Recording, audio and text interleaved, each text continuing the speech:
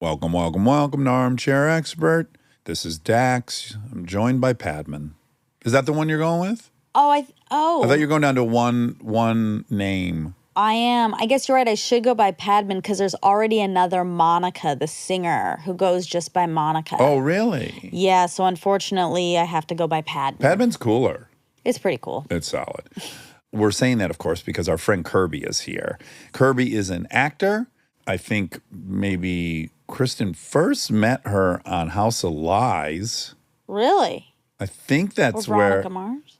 No, I think it was. I think the order was House of Lies then, but I could be wrong. But then then Good Place, then Veronica Mars. Lots of crossover. Then Queen Pins, ding, ding, ding. A lot of people have seen Queen Pins.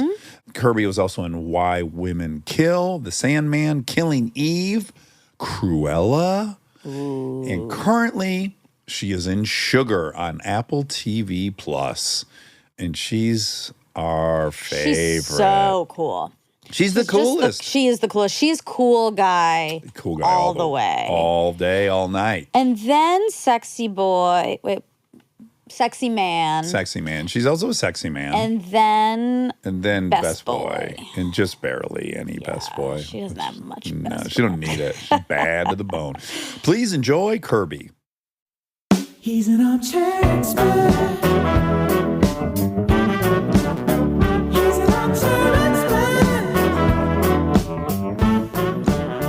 He's an armchair expert. Come in.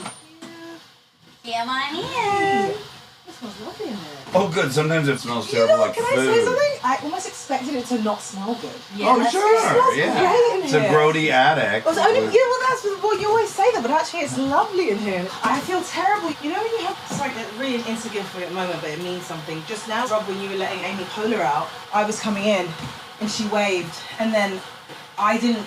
You know, like my brain was. Yeah, I was also thinking about the baby and whatever. And then I looked away, then you go to wave back, but they're not looking anymore. And now I'm like, it's one of those things that you think about that the other person doesn't think about at all. I try to tell my mum that a lot because she takes things really personally. That person, what are they looking at? Like, why? And I'm like, most of the time, people are not ever thinking about you. Yeah. Like that. Like, I'm like, in my brain thinking, where should I park because of the baby? And I know Kristen's coming back. Like, that's my thought. And so then you don't see a wave.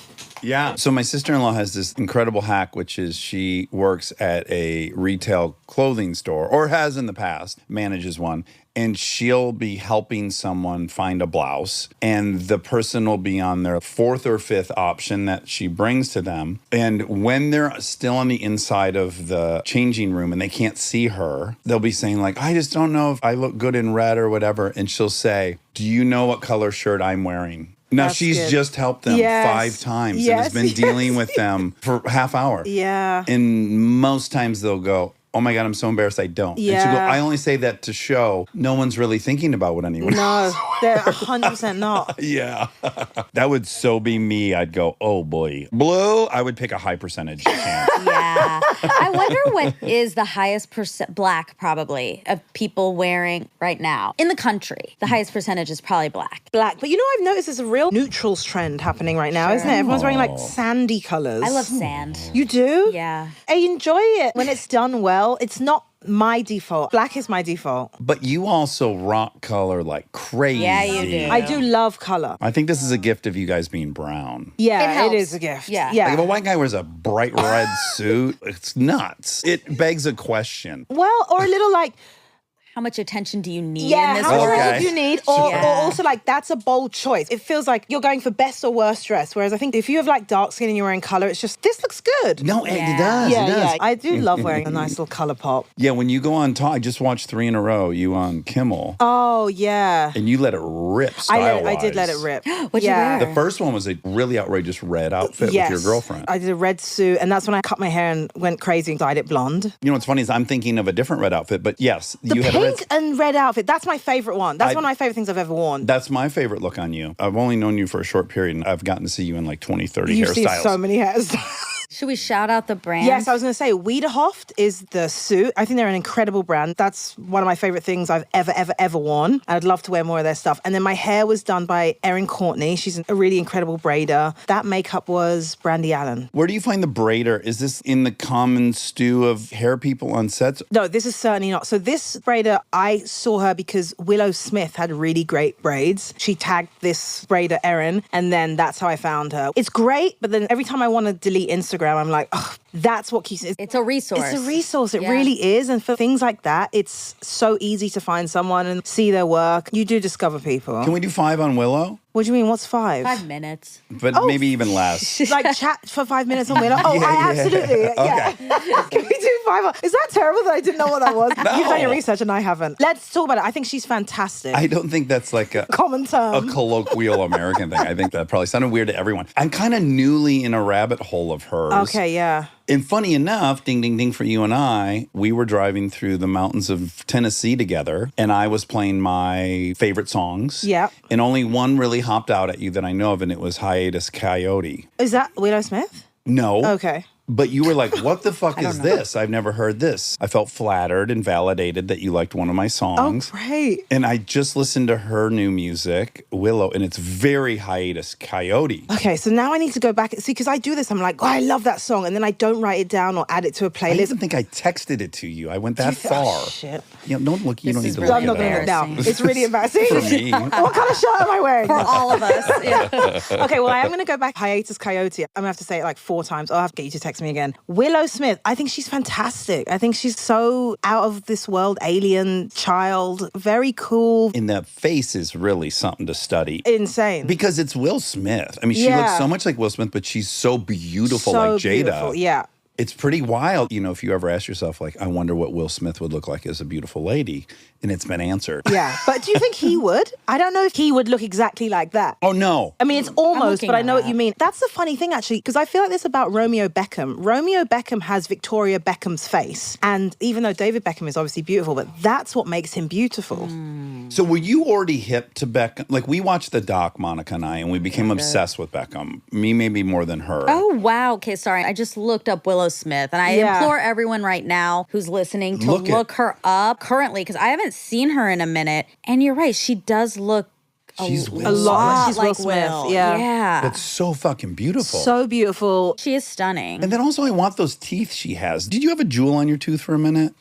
Was that ever a phase you had? No. Did I? No, it feels like something I would have done. Oh, for sure. I feel like maybe Did you're I? right. I'm inclined to be like, Dax, no. Don't say that. No, but that But I does kinda feel, think you and I also, did. I feel like I did it. This is the same thing with the hairstyle. I also love the outward expression of yourself. Yeah. And I'm like, a jewel tooth, because I spent a very long time trying to find a good grill for a while. You know, my mum used to have a gold tooth, and I thought it was the coolest thing. I didn't realize the stigma that came with having a gold tooth. One, just in general, and two, as a black woman. Essentially, people think, well, we were poor. I think people look down on you. I don't know if it's the same here. It's seen in England, I feel like, as kind of trashy, kind of a little like poor. Ghetto rich. Exactly. Yes, Yes. You put yes. your money in your mouth, literally. That's what it's seen as. But I always just thought my mum was the coolest. Like, Oh, she had this yeah. gold tooth and she had another one. Then she kind of, I think, just grew out of it and got rid of it. So she was funky as well, because you're funky. Oh, my mum's crazy funky. Oh, I gotta she show you a is. picture. Do you want to see a picture of Yes. my mum? I'd love to. This is my mum's shirt. She gave it to me. Okay, I didn't know this about you. Ugh, I'm going so fast. But what's fun about this is you and I have known each other now for a few years, and I don't know any of this information I'm about to find out. But she owned clothing stalls. Is that accurate? She still has a stall, which I sometimes work at when I go back to London. Oh, you It's the do? funniest thing. I've actually a couple of times been recognized. People will be like,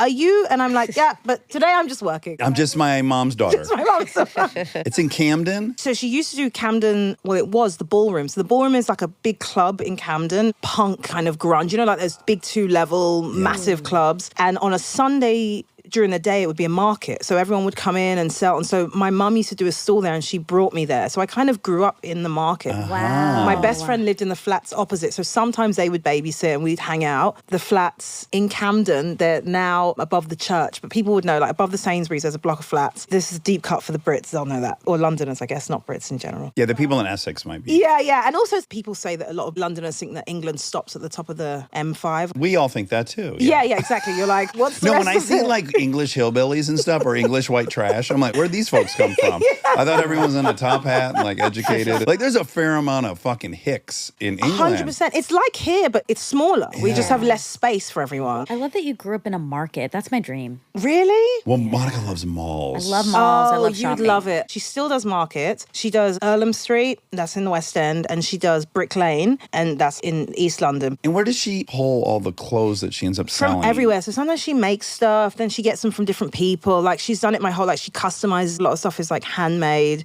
Is that the only job she ever had when you were growing up? I should supplement it. So when I was really young, maybe 1 to 4 or something, she had a shop in Charlton Street, and then she did these markets on the weekends and then had tons of other jobs. She's always had 2 or 3 jobs at once. She's a single mum as well with 2 of us. This is her passion, and as she's gotten older, she's found a way. And obviously her kids are now financially independent, so she doesn't need as much. Yeah. So the main thing is doing the markets. Do you ever try to give her money, and how does that go? I do, but sometimes now I got her bank details, I'll just drop it in her bank account. Okay, that's cleaner. Yeah, it's much cleaner. She might even be able to fool herself into thinking she just forgot It's like, she had wow, more than my she... market. Wow, I'm doing really well. Well, you know, the funny thing about my mum is that she is incredible and deserves the world, but doesn't really think she does. It's such a funny thing. Even just going out for a nice meal, my mum's like, oh my God, this much for food. And her thing is she always goes like, I could make this at home, which she couldn't. No, she doesn't have a deep fryer. She doesn't have any of those ingredients. You know, what's that Yes. clay pot they cook in the Indian restaurants? Oh, yeah. The tandoori oven. You don't Yeah. have a tandoori Yeah, oven. like we went to Dintai. She's like, I could make this. It's like, Mum, you've never even heard of these spices. Exactly. Like, you wouldn't know a Szechuan You'd have to learn to pepper if it speak hit you in the Mandarin face. before you even started this.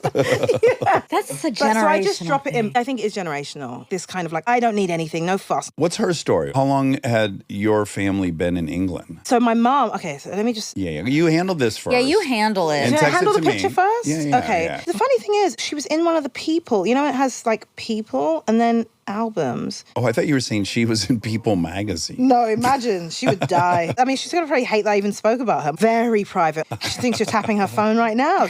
Is she going to listen to this? If I direct her to the link, she might listen to it. But if I don't, she won't necessarily find it because you're not on YouTube. If you were on YouTube, she'd find you in a You'd be heartbeat. dead, yeah. Yeah. God, my mom too. This is my mom. Text it to me. Oh, text it to you. Okay, yeah. I want Oh. to hold her. Okay, please. Yeah, okay. Dax loves moms and dads. I do love moms and dads. You're right.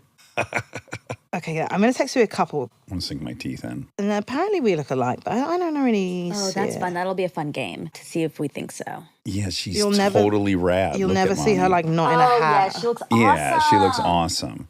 And she's eating a dish she could never cook. She's eating like an enchilada That's or something. chilaquiles. She loves them. Listen, I thought I discovered Mexican food. We don't have like a lot of Mexican food in England. My mum has discovered Mexican food in her late 50s, and she's like, I love this dish. What is this? Off to the races. guys look Obsessive. so She can't cute get in enough that of picture. it. Yeah, she's really funky. Where do you think she got the confidence for that? I'm going to send you one more picture. This is like 4 generations of women. It's my nan, my mum, me, and my niece. My nana passed away in 2020. So you say, where did she get the confidence? My mum is an Aries, which I don't know how much that means to you. Means a lot to Monica. We like this. Can you give us what the traits are? So I say this because I'm not a big star sign person. I know my own and I'll know specific people's, but you know, people go, well, what is their rising? I don't know all of that. But the traits I know of an Aries are very strong-willed, very independent.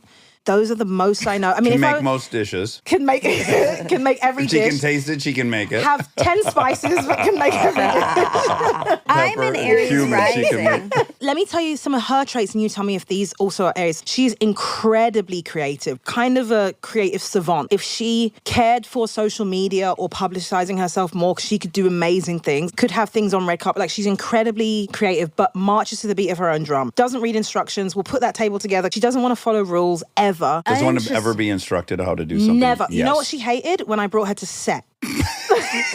What happened? She just hates the rules of it. The being quiet and how boring it is. Everything goes Yeah. over and over and over. Like, Yeah, she just... monotonous. Like, Really get on monotonous. with it. Yeah. And I'm going to talk between action and cut. I don't care. They're talking.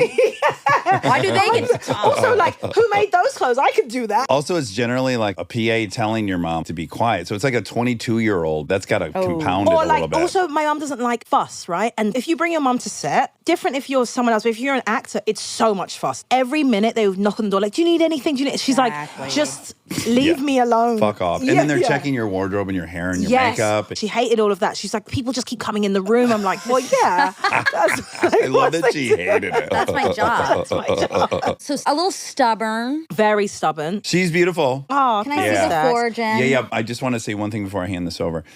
For the listeners, so all 4 generations are on a couch and everyone's smiling. Everyone has been instructed or intuitively knows to give the peace sign. But Nan is like doing the Girl Scouts Pledge of Allegiance. Yes. Her fingers are Nan- together. Yes. So this was when my mum learned deuces. So this was my mum orchestrating. Obviously, my niece knew. She's a child. she Well, knows. I don't. What's deuces? It's like peace. Like deuces, peace. like two, you know. But in England, you might say deuces. No, I think No, here too. Here, I think she got it from YouTube. My mum loves American TV, drama, all of that. You know, what she loves is, when I was younger, my mum would always read the Inquirer magazine. You know Inquirer, it's just garbage, right? I just told Monica yesterday, the commercial used to be inquiring minds want to know. Is Like that it was, what it was, it it was like was? posing as like some kind of legitimate information that you would be an inquiring mind. Like it's That's a not- compliment. No, No, you're a you was like gossipy. You're trash. Gossip-hungry trash. It should say trashy people want to know. So my mum always would read that at the markets, because also you can't get into a book because you have customers coming up all the time. And for some reason, that was her guilty pleasure. That was like Escape a little bit. escape. And what that has translated into now is YouTube, video blogs. Does she watch any psychics on YouTube? No psychics, Okay. but she can tell you everything. Like, she watches Fox Soul, she watches this blogger. She'll be like, oh, did you hear what happened with Krishan Rock and Blueface? I don't know any of this. I've never been into celebrity culture. I never had posters on my wall of celebrities. Now, if you ask me someone's name, I don't know. That was never my thing. We're going to So- earmark that. But yeah. continue. Oh, March yeah. on. March so on. very funny that my mum knows all of that. Are you embarrassed by it? Because if my mother was doing this, I would go, Mother, what the fuck are you doing? That's what I do. Sometimes I do get to my limit. For the most part, she'll call me, or even more so is because now my partner's American and we have American family. As soon as she comes here, she's like, have you heard? Like, that sounds like talking about the weather. She'll Yes. lead with that. Do you think it's so-and-so's baby? Yeah, 100%. She knows all that stuff. Oh, She wow. loving the ditties. She knows everything about Yeah, it. so does mine. Oh, she knows everything. Really? Your parents are into it too? No, my mom specifically knows Wow. everything about it, and she is saying it, and I'm like, why do you know this? Yes. Well, and she was following The Johnny Depp. Oh, I thought you were going to say her Jag, you were right trial. when you said that. Because I'm like, this is the person my mom's introduced me. Okay, Johnny Depp. Her mother was following. She didn't miss 1 second of that court case. She knew everything, and I Amber got Heard. mad at her. I was like, I'm telling you, you shouldn't care about it. Yeah. After a while, I'm like, Mum, it's just negativity. Like, it's just purely feeding on. It's the most negative, mind-numbing garbage. And she'll be like, I'm just going to put on my shows. I know it's trash. But then when you're having conversations with me about it. It's Do infiltrated. you know? Yeah. And Yeah. do you know? 100%. Do you know that it is just trash? Because you're talking to me about it. And you know what I find? I said to my mum the other day, because she was at my house. And if you're here, watch whatever you want. I don't Yeah. care. But then, of course, I might be cooking, and so I'm absorbing it. And I said to her the next day, I said, Mum, I think I've got like a trash TV hangover. I've got all this negative information in my brain. I've got nothing I can do with it. It means nothing. I just know people's dirty laundry. I'm glad you're telling me all this because it does answer the question. Like, that used to be an enormous industry, all those terrible magazines. They've gone away. I've been thinking, well, they've people been didn't just repackaged. stop getting interested in it. What's the outlet now? And I guess it's this. It's YouTube, and then obviously like Instagram. I think people are more interested in TikTok than they've ever been. I've subscribed to this fantasy that Instagram kind of is what neutralizes it, which is like, you don't have to catch me out on the street. I'm going to show you a picture of myself. Yeah. But maybe not. You know, like the Andy Warhol quote, like in the future, everyone will have their 15 minutes of fame. And that is obviously Instagram and TikTok. It neutralizes it in terms of the concentration of the base, right? A base would be down here, but I guess I'm doing it at the top. The concentration of celebrity and fame was here before, and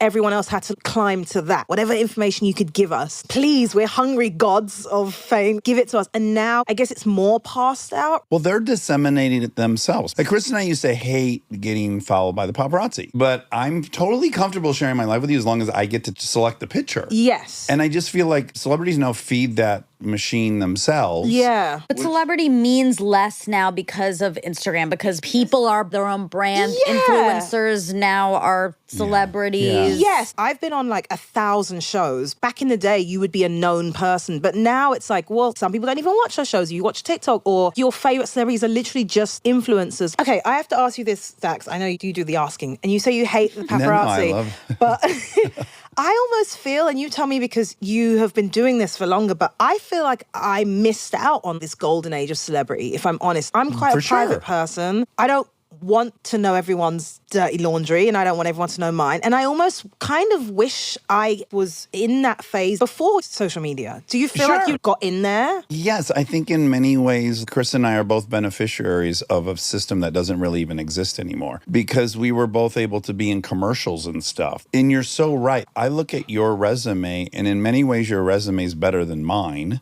You've been on a bunch of quality shows, but the landscape's so fragmented that even this really great show is going to be seen by a third of as many people as Without a Paddle or Parenthood was seen by. So yeah, it was so centralized or concentrated that you would become famous. Now, of course, that's a double-edged sword. There's money to go along with fame, which I like, but then also it's a pain in the ass too. So it is interesting. You're 36? Yeah. I thought this was a blanket, by the way. That's why I touched it, because I'm You're cold. allowed. Oh, It is a you're blanket. sitting on this is a one. blanket. Perfect. I'm going to put this around me. Yeah. I'm 36. Wrap yeah. yourself. Yeah, so I guess if you had the exact same career and it started 20 years ago, you would probably be able to represent brands and secretly make another couple $1 million a year. But then would it have been harder to get your foot in the door? I don't know. I think there's all these pros and cons. There's pros and cons. If you take everything, like exactly who I am, yes, it would have been harder probably to get my foot in the door, because had I come up when you guys were coming up, Gabrielle Union was like, Exactly, that's the only... Yeah, the network needed one black female Yes. actress. There was 2 black actors on 10 Years of Friends. Guest stars. Yes. And certainly not one with a weird accent who refuses to straighten her hair. Yeah, You know? or take Right. the ring out It of her wasn't nose. going to be me. Or her grill Or a out. jewel in her Brings her mom teeth. to set who's bitching the whole time. Yeah. Different time. That is also completely static. As we were coming up, the time before us did seem better. So I'm so lucky I got to be in a few comedies that did well. But 10 years before me, all comedies did pretty well. There Yeah. was dozens and dozens of comedies out at the movie theater, and they all did pretty well. And that just slid. And now there's not a single comedy in a movie theater. You're not going to No. see a feature-length comedy in a movie. No, which is so sad. It is. But then again, there's so much fucking brilliant TV. Is there a lot of brilliant comedy? I don't know. There's a lot of crap. That's what it is. I think there actually is a lot of brilliant everything. I just think you're wading through the crap. I feel a little bit like the tide is shifting to be like, should we just make crap? That's the thing that bums me out a little bit, where it's like, Yeah. we could just make crap. Because people will still watch Because people will it. still watch and will still make the same amount of money. Now, this is the really nice part that we got to experience, which I don't know that people now can achieve, which is I was in Without a Paddle.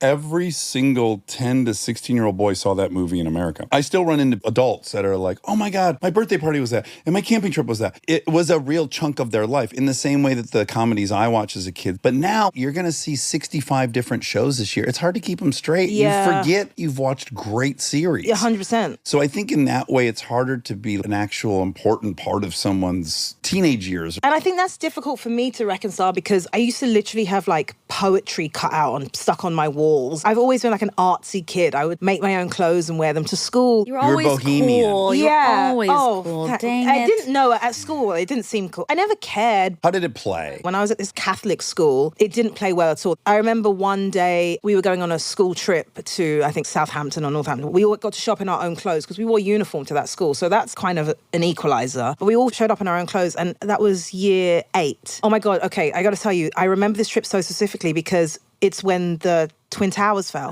Oh, no kidding. Yes, Oh. yes. Oh my God. That was Spit my shocking. mint out. Yeah. I just did a spit take with my mint. It's as if I just found out they fell. What? The Twin Towers fell? Not our Twin Towers. But I remember this trip because of the Twin Towers, but actually more so, I remember showing up and I was wearing this red and white striped shirt that my mum had given me, like real thin stripes, really cute, almost like cowboy style with little pop buttons. And then I was wearing flare jeans and light blue Converse. And I remember showing Very up. American. Very American. There's some parts of America I've always loved. Like, I love muscle cars. I love Americana in terms of style and dress. Always worn cowboy boots. Always loved that stuff. But anyway, I remember a girl saying, ew, what are those? To my Converse. None of the kids at that age are wearing them. 3 years later, Converse were like in. Right. And then You they were just came ahead in. of I was the ahead of the game. curve. I guess I get that from my mum. I kind of march to the beat of my own drum. You have a really interesting personality. You're a bit of whoa. an enigma. Yes, you're very unique. What I think remains endlessly interesting about you is if you were American, I feel like I would be able to explain you a little better as a categorical, stereotypical person where I would Whoa. think, okay, I kind of get it. This is why she's this way. Because the fact that you didn't even care about actors and stuff isn't shocking, but I Okay. think that's really weird if you ended up going into acting. That's kind of bizarre. Well, I guess from one enigma to another, because you're very much an enigma too, right? Oh, Do you not think? I don't know. Well, as in like, well, Monica, I mean, Mixed messages. yeah. I think you're yourself 100% of the time, all the time, which is very similar to my brother. Is he older or younger? He's 5 years older, and now we have such a great relationship. I think he's one of the coolest people I've ever met, and I will have the pleasure of knowing. And I also say that mostly because he just came and I kind of like saw him in a whole nother environment. He does not change. This man, there's no element of code switching. He knows who he is. We went to a good, nice steakhouse and everyone sits there and he got his filet on a T-bone and at the end picked it up, like bone in. He was like, listen, they know what time I'm on. I'm eating it. Like, he's like, they served it to me on a bone. Like, you know, everyone I else is like, bought I it. wouldn't dare pick it up. But he's him. And love in that. that way, I feel like you guys would get on so well and you're very similar in that. So I think that in itself to me is slightly enigmatic because I think there's very little of it. I couldn't say wholeheartedly that there is no change for me depending on who I'm around. I actually think that's more normal, to Yes, be it honest. is. I think never changing is less normal. Yeah. But I think better and more elusive. So when I say mixed message, well, Monica said mixed messages, but like you are who you are and you probably have a certain following that think you're something, but that is probably maybe some small part of you. You're just very layered, I think. Oh my God, thank you. This feels very complimentary. Oh, okay, good. Okay, do you look up to the older brother? Like, Now did you I want do, him to? very But what much. about when you were young? No. It sounds like you were more following mom's style path. Was older brother also kind of eclectic and interesting? Not in that way. He looks like a homeless person most times. He doesn't care. He said one day, like, someone tried to give him money. He looked homeless. He was like, yeah, I'll take it. Oh wow, yeah. He's not offended. He's just That's like, very sure, confident. if you think I'm homeless, I'll be Yeah. homeless. He just doesn't give a shit. That might be the most confident move I've ever Sure. heard. Yeah. Right. There's a funny thing in my family. They have these traits. Well, I guess just my mum and my brother. I couldn't tell you my dad because I don't know him well enough. I know who my dad is, but I don't know who my dad is. What age? He wasn't around from about 8-ish, and actually more or less from that age, completely out. Did he move? Well, Not out of maybe. the country. No, I mean, Okay, just okay, from yeah. different locations in East London. He's just, this is me kind of armchair psychologisting, very broken by his own upbringing, and his mum in particular, and so I think doesn't know how to be a dad. I guess that's the best way to put it. Most generous. It's both generous and probably very cutting, because if you don't think that and you've never heard that, let's say he was to listen to that and hear that, Yeah. he might not think his child has that thought of him. Right. I don't know what he thinks the thought is. I wonder if you and I have the same dynamic then with my older brother and I. Because my dad left when I was 3, but my dad left when my brother was 8. So they rode motorcycles together and we had a house with a yard and then we moved into an apartment. So my brother very much pined for my dad and I did not at all. Similar, my brother has way different memories of my dad going places with him Right. and He this was and that, the other. 13. Yeah, my brother himself made more of an effort because I think he really felt like he needed that man. Yeah, they had a real relationship probably. I don't know if it's pining. My dad's never been a good dad. He's just kind of been a person. But I think that my brother, interestingly enough, said something the other day because I think he spent a lot of time being angry at him. And he was like, I just realized that he's just a person and you just got to be nice to your parents. For you, that's what's funny is Yeah. it flips. You go like, am I the type of person who's going to be nice in spite of something or not? Because that's all we're working on is ourselves. But also, if you know my brother, who has been very angry for a long time and can be quite a harsh person as well when he wants to be, for him to turn around and say that, I was like, whoa, am I the asshole? Because I'm just like, I don't want any contact. Has he evolved past me? Wow, and you might be on the verge of a totally different thought, which is you now have a little boy. Yeah. That's curious. Yeah. I don't know. Who knows how that'll percolate Yeah. up now? Like, will you think, well, I kind of want It could go either way, though. Could go you either could way. feel like who could possibly leave a Well, I child? do feel that's crazy, but I'm also not a guy. Just biologically, there's something very different being a mother and being a father. That's just an irrefutable fact. It's not one-to-one. No, It's no. also not controllable by your own mind. There's so much that we want to control, and the world now will tell you you have control. But some things are just biological, and there's certain hormonal things that happen. You have absolutely no Yeah, control. you have a ton of oxytocin right now. So cries doesn't sound as loud to you as it does to Larry. Wait, it sounds louder to me. No. Oh, as it was to men explained it to me. does? Yes, Really? because especially when you're first like 4 or 5 months out, you're kind of doped up on your hormones. You're like missing stuff. You're almost a little tiny bit stoned. Yeah, no, I'm doped up on my hormones for sure. But Yes. the crying thing is crazy to me. You're going to respond. The pitch of it Yeah. is shaved Less off a bit. grading. The mom is ready to act. Yes, that makes sense. Because I also feel like even if he's in another room and I hear like, I'm like, the baby. Yes. Right. You're more never, attuned. way more attuned. My senses are on. I feel like that Bradley Cooper film. Limitless. Yes.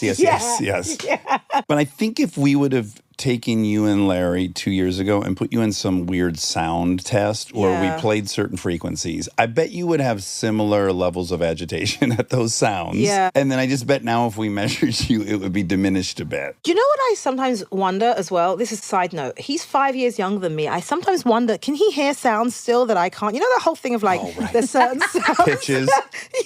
But maybe it's now we're both over 30, so maybe it's fallen off. Also, men then accelerate their hearing loss so they don't have to hear their wives. This is also like you're always seeing men with fucking hearing aids. You don't ever see women with hearing aids. There's always married men. I think they're just plugging their ears with the aid. It doesn't even do anything. Kristen just sent me this really funny meme. I can't be a real story. It said that this man had faked his own hearing loss so he didn't have to talk to his wife anymore. And then she learned sign language to communicate with him. And then he went blind mysteriously. And then my response to that meme was, I wish I could read this.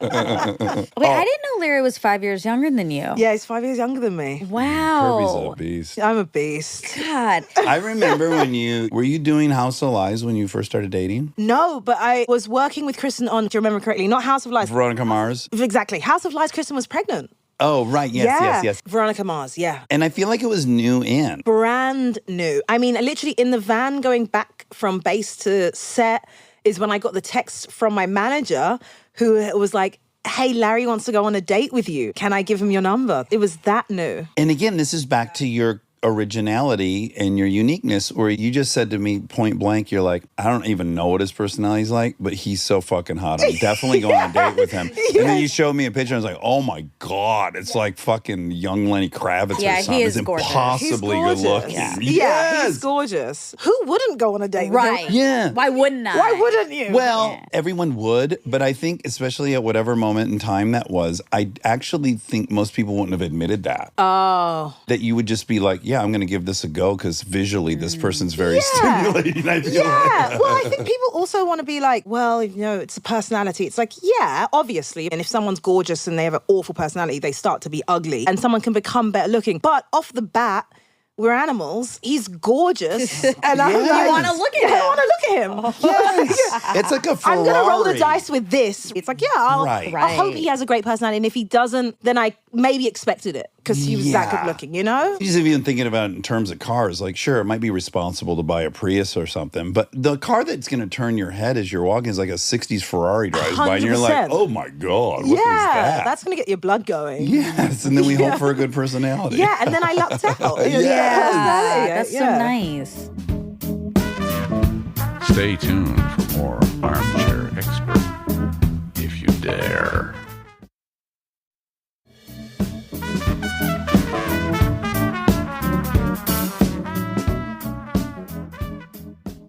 Okay, when we've spent time together, I am always trying to get this out of you. I'm, of course, fascinated with the notion that you grew up in England and you're here since 2011-ish. Something like that, like over 10 years. How did you decide that you were going to come here and do this? Okay, so I worked at a summer camp and then traveled. That's worth telling. Yes. Circus. Exactly. What? Okay, yeah, more info. Well, I worked at a summer camp, which actually there's a lot of people, weirdly, one of my agents also worked at that summer camp. She was a CIT, counselor in training, and then she worked in the office, which makes complete sense if you meet her. She wants to be behind that desk. Exactly. Running shit. She'll get it done. Anyway, I went traveling after, met a guy in San Francisco. We fell in love. He moved to London and then couldn't stay because of visa stuff. He was tattooing and wanted to tattoo, so he moved here, had an internship. And I was at drama school and was one term in. So like he moved and I started drama school and I absolutely hated it. What's typical in England, also I speak very fast, so forgive me, I'll try and slow it down. People have the option of listening at 0.7. It's on the that's app. so Yeah, cool. so that's on them. Most That's people listen great. at 2 times the speed because we're so long. Well, but that's this what they're getting time, with me. They can Great. choose exactly the tempo they that's want to hear great. this at. Okay, so it's quite typical to take a gap year. After secondary school, before college, for uni, you figure out what you want to do.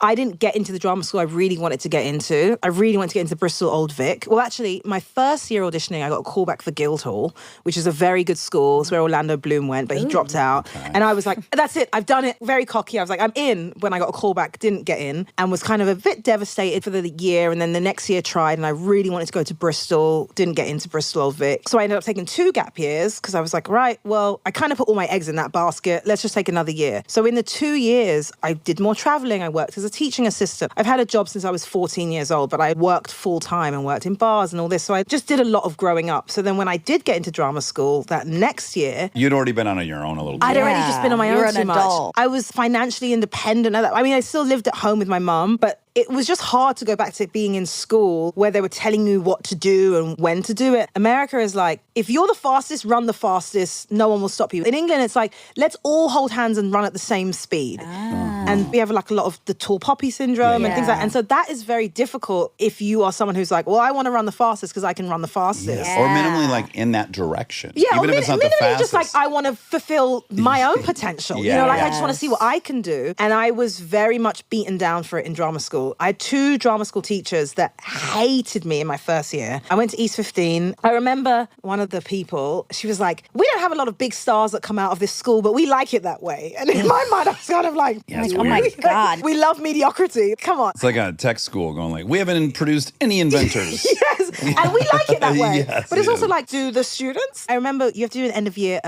showcase. No. What's worse than that is they don't let you perform at all until like your 3rd year. Oh. But you do a review. You know when your boss says like, how do you think you're doing? Yes. Those things, whatever that review is called. We had to do that at the end of each semester. And I remember at the end of my first term, they were like, how do you think you're doing? And I felt great. Like I was getting all my coursework in and they ripped me to shreds. They were like, you know, you're not a team player. You go ahead of the class. You don't work with everyone. Like they, they eviscerated me. 2 of them tore me to shreds. To the enjoyed it. Yeah, absolutely enjoyed it. And I was like, I'm not coming back for this bullshit. Yeah. And a girl I went to drama school with, who was a good friend of mine at school, she was like, trust me, it'll get better after your first year. You don't have to deal with them again, so just come back. So I was like, okay, I'll come back for the next semester.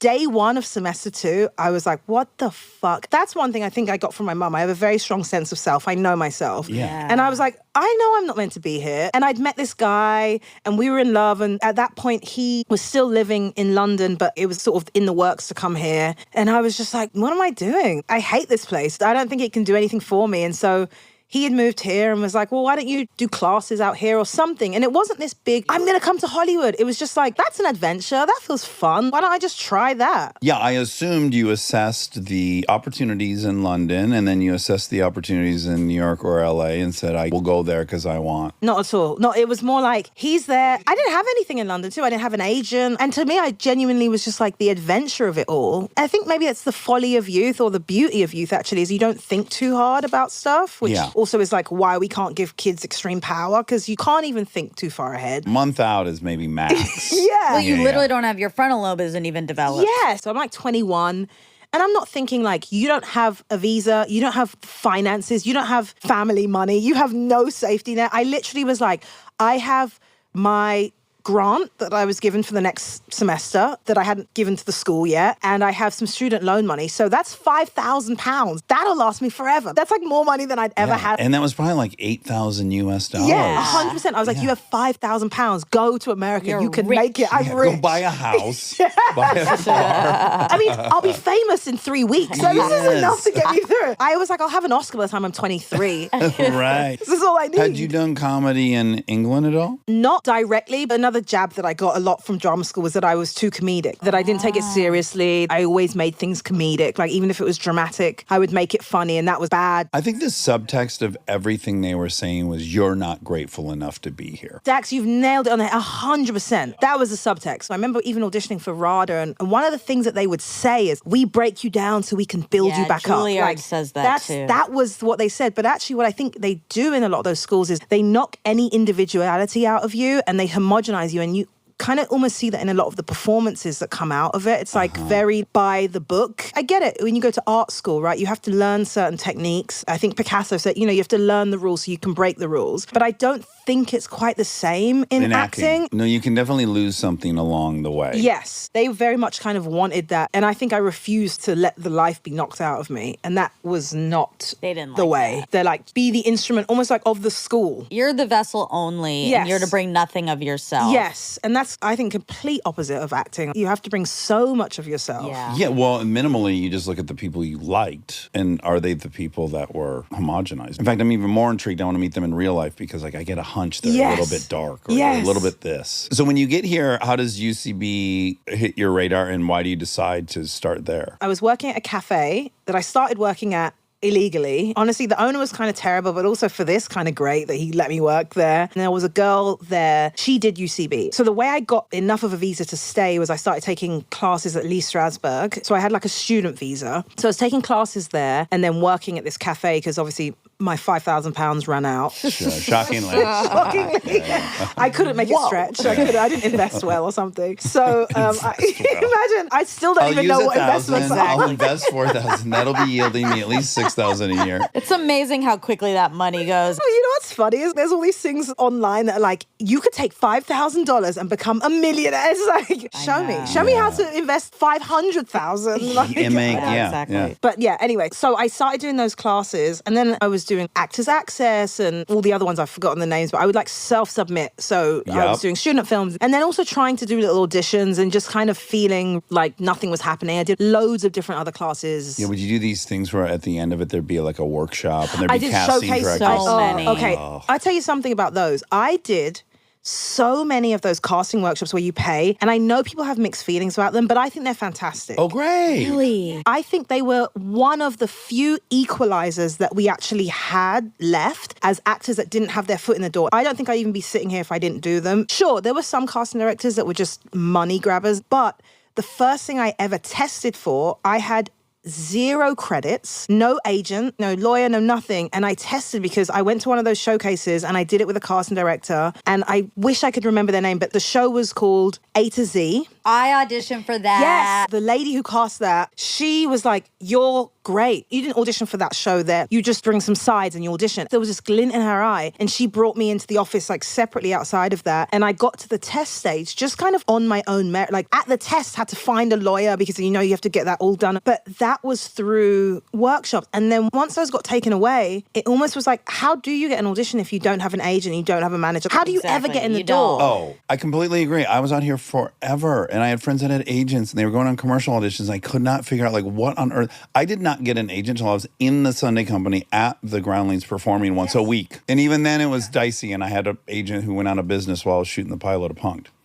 Like literally went bankrupt. I had no idea you were in the Sunday Company. You didn't? No. I'm terrible. I've done This no is great. research. This is our chance. Well, this feeds into the fact that I don't care about celebrity. I just never research anything. Okay, so UCB, that is one of the ways. So I was not having any success. A girl who I worked at the cafe, she was at UCB and she was on a Harold team. Really quick, Monica, was there any overlap between Kirby and you? a little Monica maybe. worked at the front desk. Oh, yes. And I Monica. interned, and I was on a billion teams. Yes, I was no, never there on a wa- Herald team, though. I think there was overlap because when I came over here, I'd known you because I interned too. Right. I interned when there was just Franklin. Exactly. Yes. So we were, but we I didn't think you ever were have ahead any of classes together. No, I think you were maybe ahead of me. My first class, I wish I could even tell you the year of my first class. I feel like you were interning before I was, like maybe when I was just going there. Yeah. But anyway, she had said to me, you should try it. And I tried 101. I used to do these classes in London called the Anna Shear Theatre. That was like my kiddie, but it was like more like a community centre, honestly. Yeah. And that was my introduction to acting. That's what made me want to be an actor. And the class was part acting, part dance, part learning about Mahatma Gandhi. It was run by this old hippie. It wasn't like a stage school at all.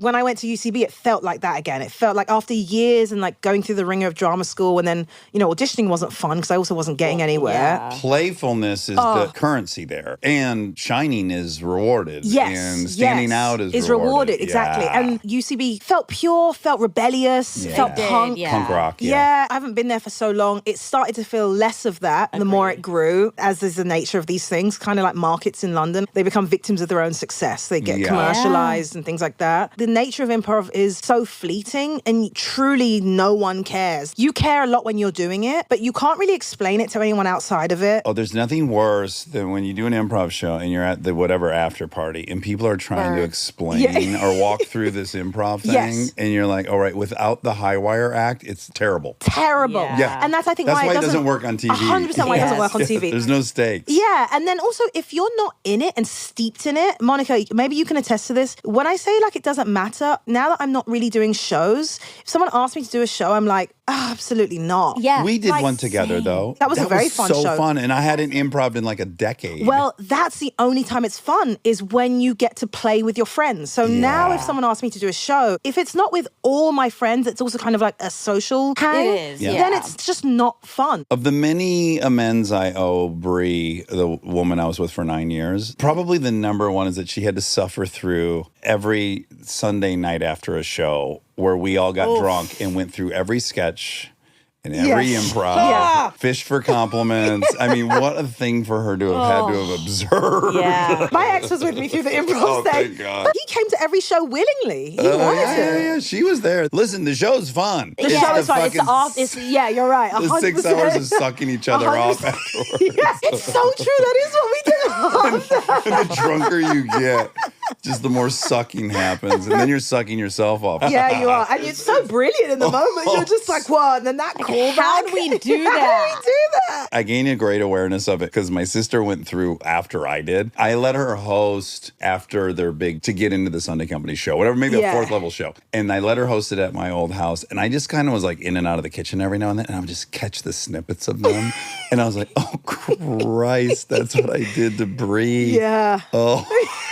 Well, it becomes really cringy when you're not part of it, but when you're part of it, it's so beautiful. pure. It's so special. That's what's pure about it. It's almost like being a kid. When you're out of it, it's like, what? It's so cringy that this thing mattered and you cared and you were so invested, but it's so pure when you're in it. I consider UCB to have been my university. Don't you feel lucky, like when we were just talking about the golden age of celebrity? I do feel like we were in the golden age of UCB. Oh, unequivocally. When there was one UCB, even just the beginnings of Sunset, it was okay, but really, it was falling It was off. pretty quick after that. It was pretty quick. And when your classes were all over the city, it was like maybe you're on over. Lyric Hyperion. Struggling to find parking, Yes. like going to some unknown theater on Santa Monica and Exactly. seeing people walk and being like, maybe they're in my class Yes. too. Like, absolutely, What the a golden time. age. But I would argue the people in New York probably think they were a part of the They golden probably age. feel that way, yeah. Yeah, I think they had a different golden age because they would say they were in the absolute golden age, but no. It was big enough Yes. that you felt like you were really part of something real and that could maybe lead to something, but it was also small enough. Can I tell you a secret that isn't a secret now we're on this? I had no idea what UCB was. I didn't know who Amy Poehler was. I'd never watched SNL. I didn't know comedy. I hadn't watched Seinfeld. I guess I knew comedy. I just didn't know this stuff. That's Yeah. probably liberating because I entered the Groundlings going, this is how one gets on Saturday Night Live. So the Okay. pressure and the stakes were always kind of there. I needed this to all work out. I didn't have an agent. This was going to be my singular shot at getting my foot in the door. I had a really happy ride. Like when things came of it, I was like, whoa. I'm just now seeing a parallel, though, and I haven't put it together in the past, which is the other annoying thing is we would get in a fight, me and my friends, and again, the fight, a very long bar fight is 3 minutes, and we would talk about that fight for the next 8 hours. And Brie would walk by and go, are you guys still? But now I'm realizing both things are high adrenaline, high stakes, failures on the table. There's something about processing everything Yes. you just went through. You really had to process a show weirdly after as well. Good or bad, you have to really dig Walk into through it. every beat. A few Every times callback. sometimes. Oh my God, when you brought back. Oh God. But it's fun. It was fun. I loved it. I was on a Harold team and a Moore team. I loved them. It's the thing I'm most nostalgic for. Yeah, that and my flat in Glendale. That was a moment in time for me. What happened at the flat in Glendale? It was just the first time I'd ever lived fully alone. It was a studio. I think that I want space, but actually I could live in here very happily. Like I like a little cozy space, and it was cozy, but the wardrobe was massive. That was really cool. Obviously bed and living room were the same area, but the wardrobe, That's the closet? the closet, yeah. The Yeah, closet yeah. was like, inordinately large. yeah, the guy I think upstairs downstairs basically made it another bedroom. You know, the Murphy bed. Murphy bed, yeah. Yeah. But that was all around the same time. I guess it was, to me, like my college years. Were you hooking up with the other comedians? What about the boyfriend? What happened with him? Oh, so the boyfriend then became husband, which then became ex. Oh my God, I didn't. Kirby, we are. People- You're divorced. I Oh my am. God. We're learning. We have traveled together. I know. Did I tell you I killed a man? Do you know I murdered a man and did a little bit of time? No, No, because that could be true. Exactly. Because there are celebrities who have killed people. It's not something I lead with. It's not a thing that I'm like not a embarrassed by. brag. It's not a brag. Which is also funny because at first I was like, I won't say I'm a divorcee. It makes me seem old. But now it's kind of fun. It's like, oh. It is fun. Yeah, got married really young and divorced quite young. Wrote a show about it, sold a show about it. Didn't make it onto TV. Great show though, but you know. It happens. How long did the marriage last? Total relationship was almost 7 years, so marriage was 4. Okay. So A while. 3 or That's 4, reasonable. 3 or 4. I mean, it's reasonable by Hollywood standards. But I mean, a 7-year relationship that ended in marriage is not crazy. It's not crazy, but I will say for being young, it is crazy. If my kid came to me at 24 or 5 and said, I'm getting married, I'd say, please don't. Even if you want to be with this person, just be with them. Don't get married. Right. I can't be judgmental because certainly Bree and I, that was a marriage. We just didn't get married. But living together for 9 years, you know, we did that. 9 years is huge. Yeah, especially all through your 20s. And that's what it is. For me, maybe it's not the marriage. It's the all through your 20s. It's the time of your life where things are most in flux. Besides, obviously, the stages of being a kid, things change rapidly. Like every month you're different. But you're a child. We don't trust under 16-year-olds to make massive choices. 18, 21, we give you the power to make choices. But I just don't think your brain is aware of what a lifetime looks like or even what a marriage looks like. A marriage is torture. No, it's not torture. No, but I mean, like, even the nature of relationships, I think you go in so Pollyanna-ish. A real badge of honor for me was me and my ex would be like, we never argue. But actually, I realized it's because we didn't fully communicate. Like, you have to argue. There's no way two people can live together, make decisions together, pay bills together, do all that and not argue. Someone's building a resentment, if 100%. not. Just the fact that I have grown up one way, you've grown up another way, I see the world one way, you see it one way. There's no friction in that. There's no moment just where... human beings sharing Exactly. a Two space. human beings is sharing a rough. space. We just always get on. And I think you don't. You just harbor things and you build it up. The other thing, I think you succumb to some illusion that you have just figured yourself out in some way. You've really just defined who you are as an adult. And you really can't imagine that that's super flexible and that you're going to change in a lot of ways. I think that's the inconceivable part. We tried couples therapy. I remember separating and I remember thinking, maybe even saying to the therapist, I feel like betrayed by my own mind. I feel like what I thought... It's another spit take. Oh my God. I didn't think you would ever betray yourself. You're telling me the towers are gone? If I go there right now, they're not there. Okay. I felt like what I thought I knew was completely impenetrable. If I choose this person, then I choose them forever. It's deeper for you and would be for me too, because I think one of the things you have constructed your identity on is you're an individual who has convictions. So like it's almost a defining characteristic you've been priding yourself on. And then you go, hold on a second. Maybe my conviction is also fallible. I'm having a moment of that, particularly this week. I don't know what it is. I'm recognizing that I want to grow up and not just get older. I'm quite a headstrong person and convictions are a thing that you have to have them, particularly in this town, you have to have them. But some of the things that served you can betray you as well. For sure. And I think sometimes my being so like, I know what this is. I want to make that decision. There are times where I look back now and I'm like, maybe a little more flexibility or a little less hubris. I don't know if it's self-assuredness could serve to produce different results. Hello. Hey. Oh, he's going crazy. Oh, okay. Time for a little feeding? Yeah. Okay. Oh, is that okay? Yeah, of course. Okay. Yeah, let's do a feeding. Oh, my God. Oh, you're hungry. It's just so long. I'm sorry to have done that to you. We're all in here. so Mommy's in here. Don't be sad. You want some food?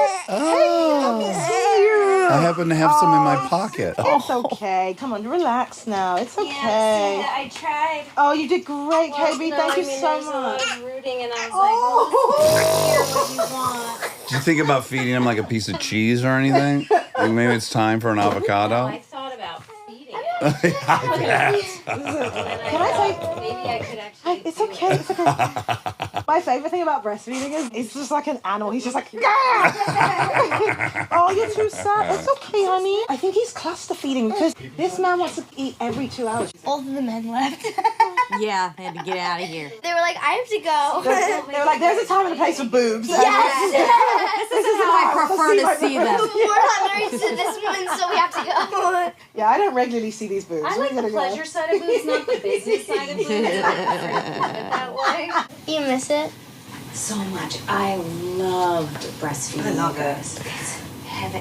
I love it. Yeah, you okay though? You got it. You much Back to my chill state. That's Yeah. right.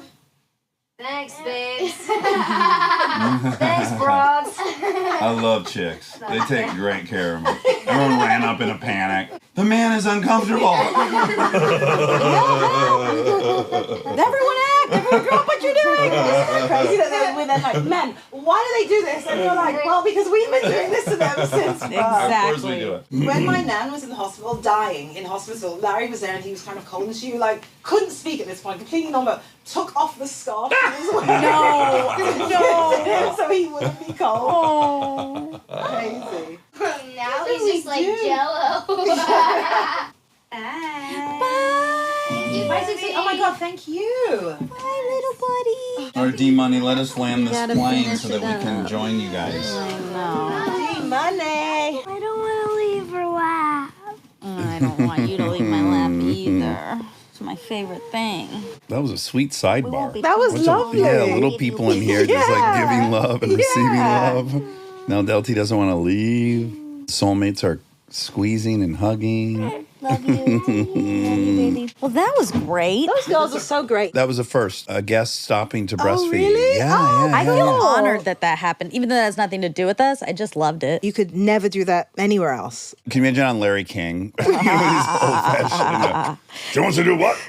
Even Stern, even we love Stern, but that would probably feel a little harder to do there. Well, also, I think some people feel defiant about breastfeeding. Like, it's a statement. And I don't really feel one way. I just care more about me and my kid and not about anyone else. Yeah. But in that moment, I could still just care about me and my kid. Whereas in other situations, even if you had to do it, you'd have to care about a larger group. And then it would kind of be an act of defiance or you have to ask permission or whatever. Right. Yeah. I have a little scarf, I call my shame scarf, which is and I just shove it over your face. And sometimes I can be bothered, but if I'm wearing a big enough top or whatever, I don't. There's a couple of things. I think you should do it wherever you want, do whatever. I do think even me, we're humans, right? We see people's bodies and sometimes we look at gonna them. look. And so you have your whole top up and your boob is ginormous and your baby is sucking on it. You're probably going to look. Even the other day when we were here, heaven forbid she thinks I'm a weirdo, I was looking at Molly like, God damn it, that woman's had 2 babies and I was a full perv. Literally, she was in a bikini and I was like, just turn around so I can just see the front. I just want to see your stomach. Like, we're humans. We look at people's bodies. Of It's so weird that we course. deny it. So,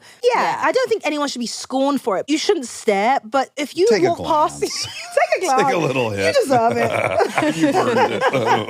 You might look at someone's tit if it's out. They're not always out either. They're not normally out. Right. Well, you know, It's Kristen. different. It's different. Yes, it's novel. There's a breast on the scene. You know Kristen very well. You guys have done 4 things together. Yeah. And to know Kristen for 4 years was to just see her tits everywhere. Like any dude that came by, I'm like, just come on in. There's no shame scarf. Both are out, whether one's being used or not. It's just like, let's take the shirt off. She But was she's very comfortable, even not pregnant or Yeah. nursing. Yeah. She's very comfortable with her nude body. I'm comfortable with it on my own, with my family very much so. Not just with everyone.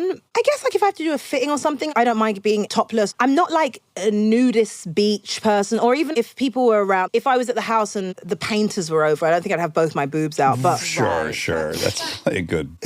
Just for your own longevity, we shouldn't probably. The painters are over. the painters are over, get your tits out. Okay, but we were talking about Yeah. guys, and this brings me to another observation of mine about you, which is you don't seem to have much approval junkie in you. You're not flirty. Well, maybe your natural essence is attractive. So It's I guess, insanely attractive. Right. There's no vibe of like, I need to know That's that you true, think that's I'm true. attractive. Yeah. Well, you know what I think is helpful? I didn't think I was attractive or know I was attractive until I was probably 23 or 4. I mean, I thought I was ugly until I was about 18 or 19, and then I thought it was kind of cute-ish. I look at pictures. I mean, I remember saying to someone, Rachel Bloom, actually, I was at a picnic, and I was like, oh my God, I was this completely atrocious-looking kid. And I showed her a picture, and she was like, well, I can't see it. Like, if that's how you felt, I don't want to invalidate that. But I really never felt a couple of things. My mum never grew up being like, you're beautiful. I never got any affirmations on my physical appearance. Right.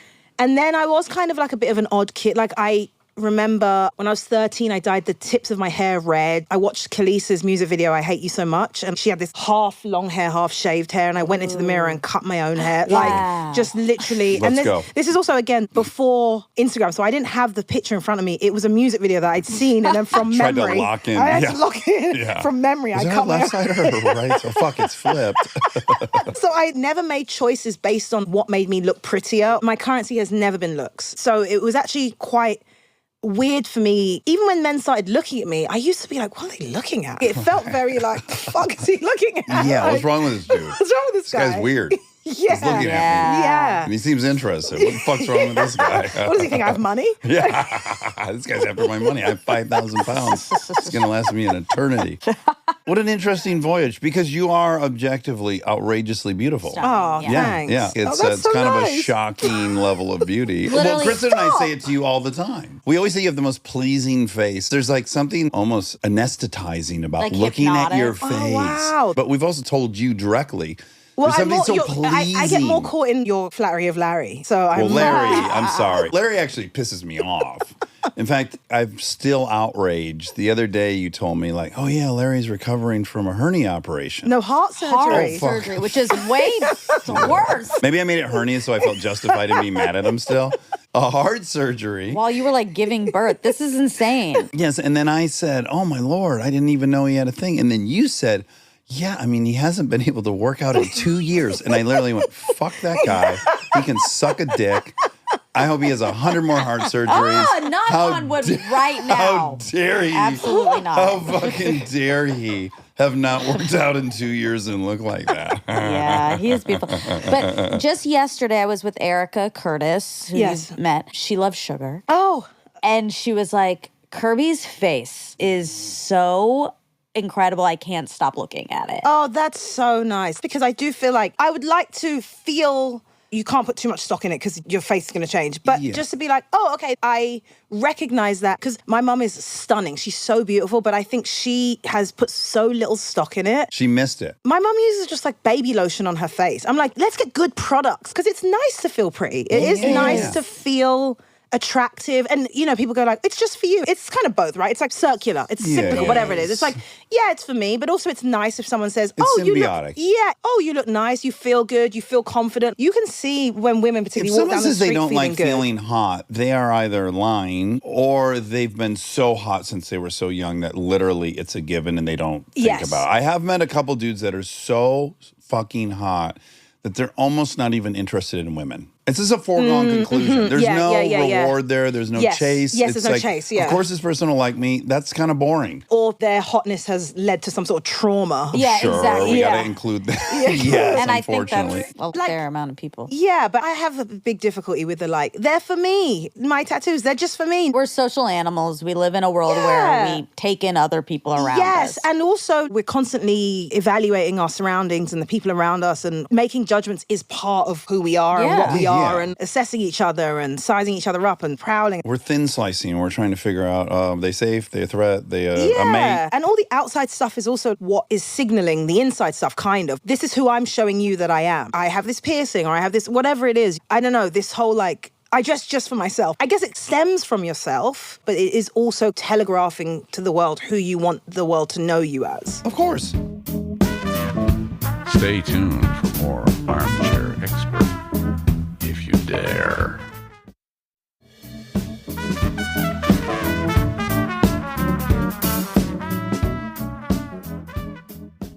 Okay, third observation. So one is that like you don't seem to have a lot of approval seeking, which is fascinating. And then you're already doing it, which is you're, I would say, uniquely pragmatic for an actor in Hollywood. You're very practical about what the world really is. You and I are generally bonding over like, yeah, but that's all bullshit. We all know what's really going on. And I've been curious, is that, do you think your English perspective or just your own personal perspective? I think a lot of it is English because I sometimes find that I'm received here too harshly, or maybe say it as it is too much. A little bit like, we don't say that. The other day, I was at a Soho house with someone who had a membership, and there was a dog in there, and this dog came up and had a service vest on and was like sniffing around, and I went, that's not a service dog. Right. It clearly wasn't a service dog. Yeah. It's a party animal. Yeah, it's a party it's animal. at a bar. And the girl was kind of like, You say what you're thinking. Of course, I don't have complete word vomit. I can understand the situation. That was sort of like, it also felt kind of funny. Hey, girl, we both know that's not a service dog, right? Yeah. But was she trying to act like she didn't know it was a service dog, or that I should be fooled into thinking that was a service right. You animal? don't want to participate in some silly fantasy. Yeah. You're kind of unwilling to play the role of, yes, now I should be offended, or now I should feel touched by this. I have a very like live and let live attitude for most things. The only tribe I really want to be part of is my friends and my family, like a very, very small community of people. That's a group that I live and die by. I don't like the tribalism in general. Like, I don't like, if you're part of this group, you have to believe all of this. I don't want you to say I'm a this or I'm a that. I don't think there was ever a time where people weren't polarized, but I do think there was a time where people could have more nuance in their thinking and much more tolerance. The reason why we can't have it is because we keep mistaking public platforms as intimate spaces where we can have conversations. You know, like rules get made because someone did something. Now it's like, don't dive into the pool because someone dove into the pool. So now we need a rule. And it's almost like we want to have conversations and we want to be open, but now these freaking clowns, it's like, all right, now nothing can be serious or real. It used to be that we acknowledge we share a space. So it's like you're in a town, people think differently, but we're here, but there's no other place. Now there is a place. You can live most of your life on a platform or on a computer, and then even those platforms and computers will actually drive you to locations in the real life, the 3D life, that also there'll be no compromise required. That's to me what's changed. Is there's no acknowledgement of like, hey guys, we're all here. What's so crazy is I look at like my nan. She came from the Caribbean, lived in like a shack in the Caribbean, came to London, moved into an area where there were a lot of other Caribbean people, but a lot of English people, loads of different people, and the love her neighbors have for her. Not to say that she lived in a utopia where color didn't matter, but community mattered more, right? The people in your community, and that came down to people, the personality, not your political beliefs, not what you've assigned yourself to be, or not the label you've given yourself, none of that sort of stuff, or the group you have to be part of. It was just, are you a good person? You know, I go over and I check on Peggy and I make sure she's okay, and that was their group. And it was small, and you could care about that group of people. And then we have the internet, which felt like our world expanded, but then it shrunk everything too, because now you don't even know your neighbors. You don't care about them. I live in a neighborhood that's very, very eclectic. It's a small neighborhood, and there's a Facebook page. I don't know when it happened because I moved to this neighborhood in 2020, so I don't know if that changed things, but like everyone is so angry. Truly, I think you can believe whatever you want. I don't understand this world where everyone has to believe the same things, but also in believing different things, we can find more commonality if we're not so locked in and subscribed. Well, if you're not leading with and you're not leading with that difference. and vote however you want, because at the end of the day, we're all humans and we all want the same things, right? We want comfort and we want to be safe. I think most people want the best, and I'm trying to hold on to the fact that I have always thought that most people are good and most people want for the best things. I do think that. I just think it becomes difficult to sort of keep that as a perpetual thought when you look online and you see and hear a lot of loud people. But I do still cling to that because I've met people that validate that. Everyone feels attacked, so everyone's acting out of defense all the time. So that just leads to this anger. So when Michael Brown happened, that was seemingly like a very long time ago, but not that long ago. I was like very active in early Black Lives Matter. I would go down to the police precinct in LA, and there would be moments where you could talk openly and speak about things. Like a town hall meeting. Town hall, exactly, I would go to like a lot of that. But there was a quote I remember seeing flying around that was like, if you're not outraged, you're not paying attention. And then 2020 happened and everyone had time to sit in their house and everyone just sat and got outraged as the form of paying attention. And so now if something happens, you got to talk about it. You got to say something. You got to show that you're outraged, because then everyone knows that you're paying attention. We know what side you subscribe to. And if you don't say something, then what is it saying that you're not saying something? This non-falsifiable claim that by not commenting on something, you're somehow complacent in one side or the other. yeah, It's like messed they've up. created this weird construct. Completely. Where you cannot win. They're basically holding a gun to your head and saying, you are going to alienate half this country. Yes. Which side do you want to alienate? Yes. And if you don't alienate one of them, then you've alienated both of them. Yeah. As if this isn't some tiny part of your life. Even if you're someone who's active on social media every day, it's still a small part of your life. I'm at the point where I don't even go on that thing every day, and I just figured out scheduled posts, God bless. So I can be on it even less. The tag in my little bio is, this is my LinkedIn, because it kind of is. It's not a place where you're going to learn You're there about me. for hair braiders. I'm there for hair braiders and to fashion show you my lines. work, because they've sent me the assets this week and I And have Willow. to post them. Yeah. Willow. Like, Yeah. and like a couple fashion she leaves, blogs. you might be That's- gone. Yeah, 100%. I found the braider. What more do I need from her? Yeah.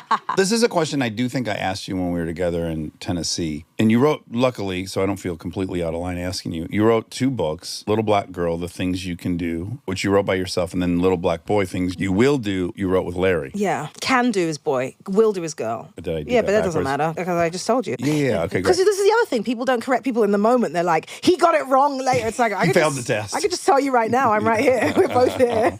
I'm deeply curious about this. How do you think, and are you even able to evaluate? I'd imagine so. Your partner is Black and grew up in America. How do you think the Black experience differs in England from America? Also, I know that's too broad of a question, because even within America, you can have a bazillion Very different different Black. experience. Yeah. But is there something to be said in general about the Yeah, two? for sure. Because the way we came to these places are very different to start with. Everyone in the UK, whether you're Caribbean or not, my family are Caribbean, so you're either Windrush generation, your grandparents came, maybe your parents came if they're a little older, but most people my age are second generation British. Their parents are probably born there. Maybe their parents are born in the And West the people Indies. chose to go there. They chose to go there. In fact, they were invited. The Windrush generation, they needed more working class jobs to be filled, nursing, factory workers, when everything was made in Britain still. So they were invited. They needed that workforce. So there's that. And then a little later, you had a large African migration. So there's a massive difference in the way we came to be in these countries. Yeah. And then also what we got to hold on to. So my family are Caribbean, so I have that language, I have the food, I have the culture. We go back, I know the exact island we're from, though obviously even by way of how we got to the Caribbean is a different thing. But I know that's my culture, that's my heritage. And then obviously if you're an African person, even more so direct, because we've come to London from the Caribbean, obviously by way of Africa at Yeah. some point. Yes. But, you know, for them, it's much more direct. So I think in the most general terms, the way we've come to these countries are completely different. So the experience is going to be different. The way we've been received is going to be different. I mean, my mum grew up in the 70s and there were still signs that said no dogs, no blacks, no Irish. People who are different aren't often just received with open arms. Right, yeah. And in the UK, there was actually a lot of camaraderie between like Caribbean and Irish people because of that, because they were received in Yeah. similar ways. But I also think that we don't have that original sin that America can't get rid of. And also because of that becomes a real defining trait. A lot of people would let America tell it, blackness started from slavery. Yeah. Sometimes I find here the defining trait is this struggle. Whereas for me, it's like we've come from the Caribbean. The inciting incident is Yeah, but I complete- think it's so a you're on very different negative story. place. Obviously, it's a negative place. That's an understatement. But I think actually it continues to further reduce the people to go like, this is where your history began. That's not where Black history began at all. Black history did not begin at slavery. Actually, if you look in the whole history of Black people, slavery is like a very recent thing. Well, the very Yeah, first for people sure. are Black people. Yeah, and then African. also you've got to look at where we've come from in terms of teaching language and discovering things and resources and Mansa Musa. It's almost like you're taught it starts from here because that in itself creates like a limiting perspective. Also, this is kind of a side note, but it's on that. But, you know, I watched Cat Williams' most recent stand-up. Oh, I'm dying to see that. It was good, and I enjoyed some bits more than others. It took a second, and then it really got started. But there's one moment where he talks about reparations. I believe very much in reparations, and I know some people feel split about reparations. I don't think it's a handout. I think it's crazy. I feel very strongly about reparations, not just because I think it's owed, but I also think it's almost like in this industry, right? People will go, oh, they loved you, they loved you, they loved you, and then they'll nickel and dime you on your quota. And I'm like, it doesn't matter to me that they say they love me. Yeah. Show What me. are the actions? Yeah, the only ways you can really show, unless you're in like an intimate relationship, the only way you really show in a business setting or in that sort of setting, you show appreciation is financially, right? respect. Like, and respect, like that's the world we live in. What reparations would do, not to mention the fact that there are roughly 42 million African Americans, yeah. really small number. Even if you take $1 billion and then just split that up, like it's actually not that big a number to give reparations to this group of people. I say this group because I exclude myself because I'm not an African American. I wouldn't be deserving of that. But you can almost like start the clock again and go like, okay, not that everything changes. There's issues with mental health and drug addiction. It's a symbolic admission. It's a symbolic admission. And it's also like you were saying about making amends when you go into like a program. It's just that. I can tell you what the trickiness is from my perspective. Tell me. Black folks definitely deserve reparations. It's generational, it was systemic, and today people are born still dealing with that deficit. The people that are currently here don't feel any ownership of that crime. So The white people, you're saying. white people, yeah. So it's interesting that what they are being asked to do is pay for the sins of their ancestors, which is a tough sell. Because you're going like, yes, they deserve that, but do I deserve to be the one who pays for that when I didn't perpetuate that? Then a more macro view or argument against that would just be, but you're suffering even though... That's what I'm saying. Yeah. Well, that's one of the things that Cat Williams says. I hear exactly the argument, but my answer to that is just yes, because you're suffering that thing. And then I also think that the burden that it has on everyone, right? Yeah. Like Exactly. the suffering, and then the white guilt, and then the I shouldn't feel like that because it wasn't me, the anger, the everything that we the all... defensiveness. The defensiveness, or whatever side of it, the stupid fucking black squares that everyone posted during the pandemic. All of that is the guilt, and the guilt weighs on different people differently. And yes, you're paying for the sins of your ancestors, but then it's almost like, isn't everyone? Watching how the Germans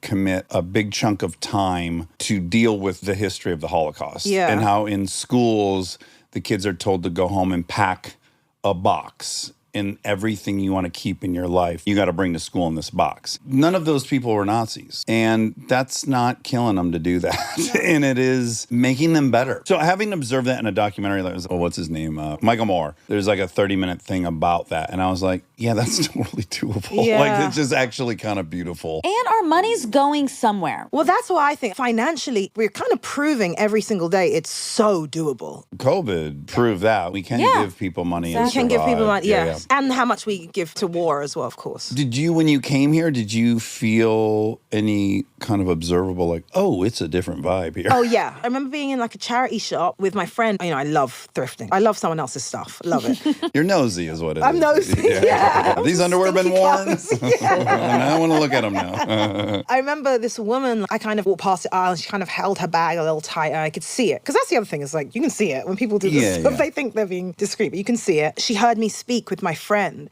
And then she was like, oh, wow, where are you from? And also, if you've ever been to London, everyone sounds like me in London. America's funny because it's so big and such a major exporter of culture, but yet it kind of absorbs mostly its own culture. So I still, to a lot of people, seem very exotic. We also have this huge stereotype about your accent, Yeah, which is of you're course. smart. There's a disconnect between my skin color and my accent for most people. Yes. I got you. But that's also another thing that doesn't always, because sometimes I say words wrong and no one corrects me.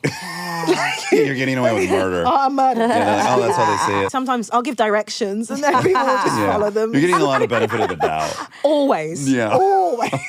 Yeah. But counterbalanced with your blackness. So you might actually be having the same experience I'm having. Yeah, exactly. They're confused. You add in the English accent and then you deduct for this. Oh, man. Okay, let's talk about sugar. By all accounts, I think it must be huge because you were here this weekend and my father-in-law was here and he does not watch any television. He was rabid to talk to you about it. Yeah, that and I was like, really that's nice. a huge sign to me. Because it's appealing to me. I've been watching it and I love it. It's really, really good. Are you watching it, I Monty? haven't watched it yet. You're going to get major Veronica Mars flashbacks can't because it's wait. noir. And there's these very familiar archetypes that Veronica Mars had, which is those like, they're just nasty ass people. Oh, shit. I Like have to Dickie see- or Davy. What's his name? Yes, Davy. He's just Oh, a fucking shitty yeah. piece of shit. And it's a very Veronica Mars archetype. Yes, it is. That's so funny because I was like, oh, this is the first noir, but actually, no, Veronica Mars is. Yeah, and it's just like, 100%. we got a bad person on the loose. Yes. I want you to gossip for a second because I have a great fascination about him, but I've never met him. But Colin Farrell, I feel like, is one of my people. He's fantastic. He's a charming motherfucker, Yeah, right? I wish I could spend more time just talking with him, but he's such a celebrity as well. He's got so many people around him. He's at that stage, you know, Yep. but actually he's such a great, normal... He's Irish. I mean, that He's helps, Irish. I think right? that helps. Yeah, I think it yeah. does help being not from here and having that perspective. And that's just a big blue collar pal or chip on the shoulder. Yeah, exactly. And I always feel like, not generally one to stereotype, but when I was in hospital, the moment I had an Irish nurse, I was like, oh, I feel okay. I feel better. Like, there's just something about Irish people, good people. I think if you're stereotyping is like you feel very comfortable around them, I can live with that one. Yeah. Okay, but acting with them's lovely. Well, he's a beast of an actor. And you know what he is still? I think I've been quite fortunate to still work with this, but I know people who've worked with A-listers who aren't like this. He does not phone it in. He wants to rehearse with you. He knows his lines. He comes to set prepared. When it's time to work, it's time to work. And you feel like you're working with an equal, even though you're like, oh my God, this is the guy from Phone Booth, which might not be the film That's he yours. most. That was my original intro to him, too. That's my go-to. You need to see Tigerland. Have you ever seen Tigerland? No, I haven't. That's his breakout. You know, all these foreigners, they have a movie. Ewan McGregor's is Train Spotting. Yeah. His is Tigerland. That's where now Joel Silver's like, he needs to be a movie star. Yeah, okay, yeah. He's phenomenal Okay, in but that. to just go back to what we were saying earlier, does that happen anymore? That's when I say the golden age. Well, I think we have a couple of them on our hands right now. Zendaya, maybe. Yeah, Zendaya. Okay. And also Jenna Ortega. From TV, I guess. And then, can't say his name correctly, but Zendaya's beau. Timothy Chalamet. Timothy well, that's not her Chalamet. beau. I think we're like, Oh, but okay, yeah. this is our new movie star. Maybe I don't watch enough stuff. In the past, it felt like that happened because it was undeniable, and now it sometimes feels arbitrary. Like we're picking. Like we're just picking. In the past, it felt like this is undeniable. Yeah, This like a Tom person- Cruise, a Brad Pitt, Yeah, Julia Roberts. Natalie Portman. Natalie Portman, like Yeah. Ewan McGregor, you're like, whoa. And also the project, right? You're like, whoa. Maybe some of this is also what's happened in the last few years where the pandemic, we were forced to watch TV. So we were just like, any one of these people, because we had to watch them. I feel that way about Jenna Ortega. Okay, I haven't I even have seen the that show, same so I feeling have to watch watching that. her that I Yeah. had when I watched Natalie Portman. Or I was like, get out of here. At what age doing all that? And then I watch her in this and it's an opposite. Like, whoa, I'm getting it still. Okay. Now, will they do 3 movies a year in that whole system? I don't know that exists. They're going to have to do one of these huge tentpole movies that takes 8 months and all that. I mean, Emma Stone. Do you get on Who with you've her? worked Yeah, I with. did. She's lovely as well. She can get butts in seats. I mean, I think that's what it sort of It is. It is, yeah. There's something with those actors that still feel like they love acting. They really love acting. And maybe that's part of not getting sort of burnt out doing too much. And they work with incredible directors. So I mean, that's... you're allowed to do what you think that you can do and what you want to do. I think I've only really had that experience once on this indie that I did with Anu. You know Anu? Is this We Strangers? Anu Valia? Yeah. I don't. She was kind of a comedy girl too. It's funny because her stuff now is so much more serious, but she wrote for College Humor, but her stuff now is a little more like surreal with comedy elements. But that project has been the only project where I felt like I love a lot of the other projects. I love Sugar. I actually felt like it was fantastic, but it's obviously not my vehicle. We Strangers is my vehicle. And what it felt like was, oh man, if I'm allowed to do what I think I can do, this is what I can do. And they're doing all the stuff around you that needs to be done to match that. Everyone is that invested. And I think that's the nature of like an indie because there's like no money in it, Yeah, right? you're So doing it it's 'cause you pure love it. art. You love it. And everyone loved it. And we had time. And I think it's the best piece of work I've ever done. And I When does love that that come piece. out? We went to South by Southwest. So I think the hope is that it gets sold and distributed somehow. I was hoping they would have sent a link for We Strangers, I but think we I didn't can get get one. something. I would love to see it. Who are you playing in that? So I play this character called Ray, and she's a cleaner. Meaning cleaning up bodies and stuff? No, and like a commercial cleaner. Like you go into offices and retail spaces and you clean, and then she gets hired by this family, and it becomes this whole study of assimilation and code switching. And she starts cleaning for these 2 white families, but one is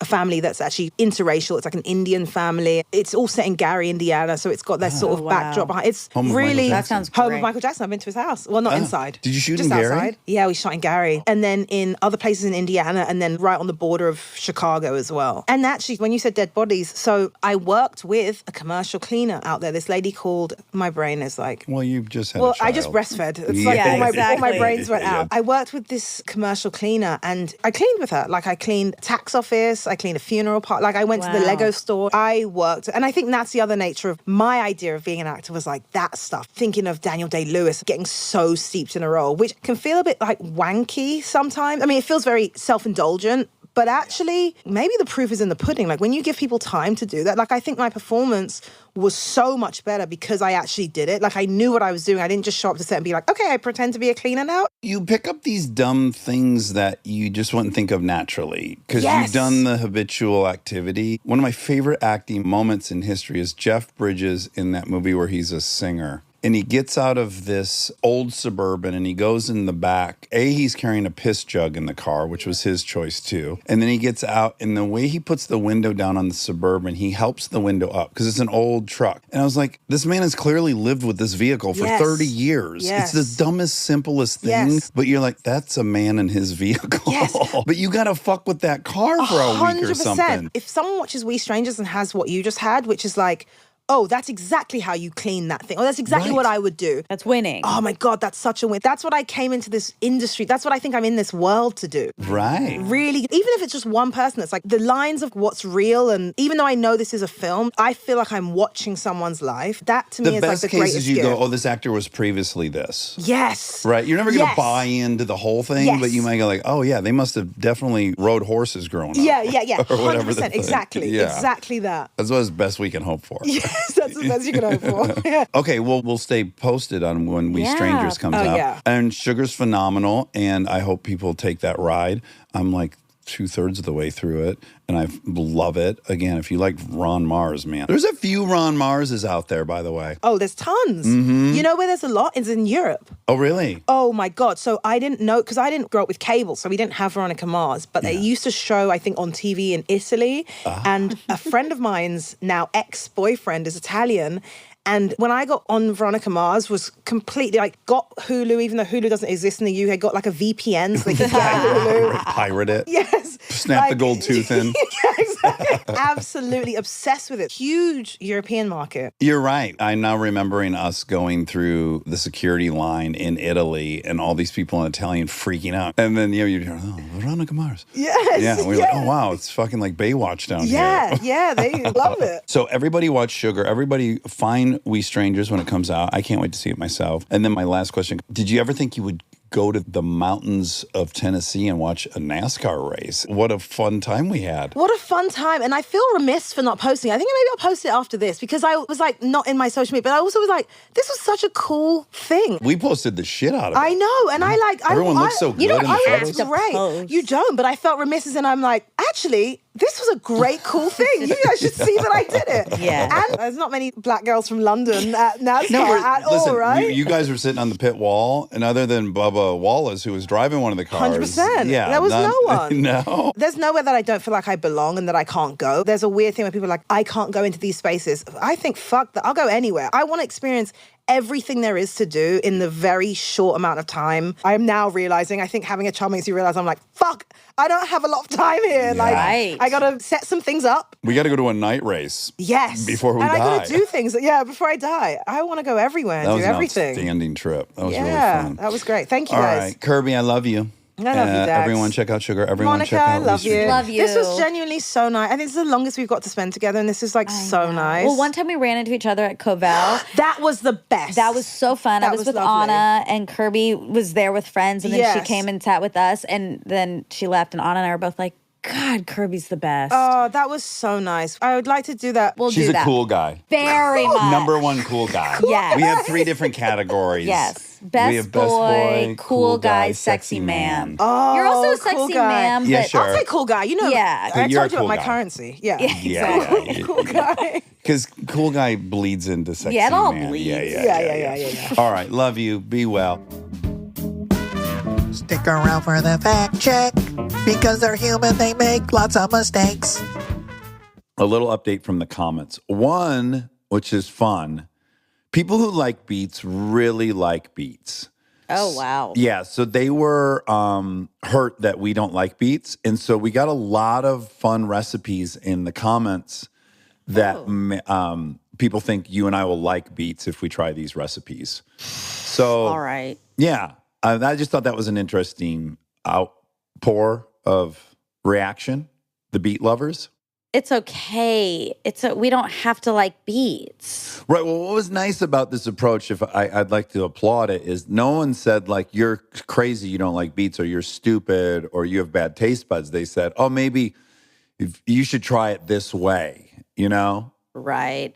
Yeah. But that's kind of like I know that if you just give it the another try. A drizzle you'll of like honey. it. People really want us to cube it a lot. That was a very common recommendation, is that we cube the beets. Okay. Okay, now to the second thing. And this is common. I'm very aware of this. So I had said irregardless in an episode recently, and people lost their mind. And I already know the argument about irregardless. It is originally regardless, and irregardless is redundant and not necessary. But unfortunately, irregardless is a word in the Webster's dictionary. You're allowed to use it. It does mean what you think irregardless means, and it's okay. It's in the dictionary. Okay. But people were very, they were shook. Yeah. Yeah. How was your trip? It was all I could do to resist telling you how terrible it was, because there were so many times I needed probably to just vent about it. Oh my God. But it was... What happened? Oh my gosh. Well, we got to back up to Father's Day when Kristen went down with COVID.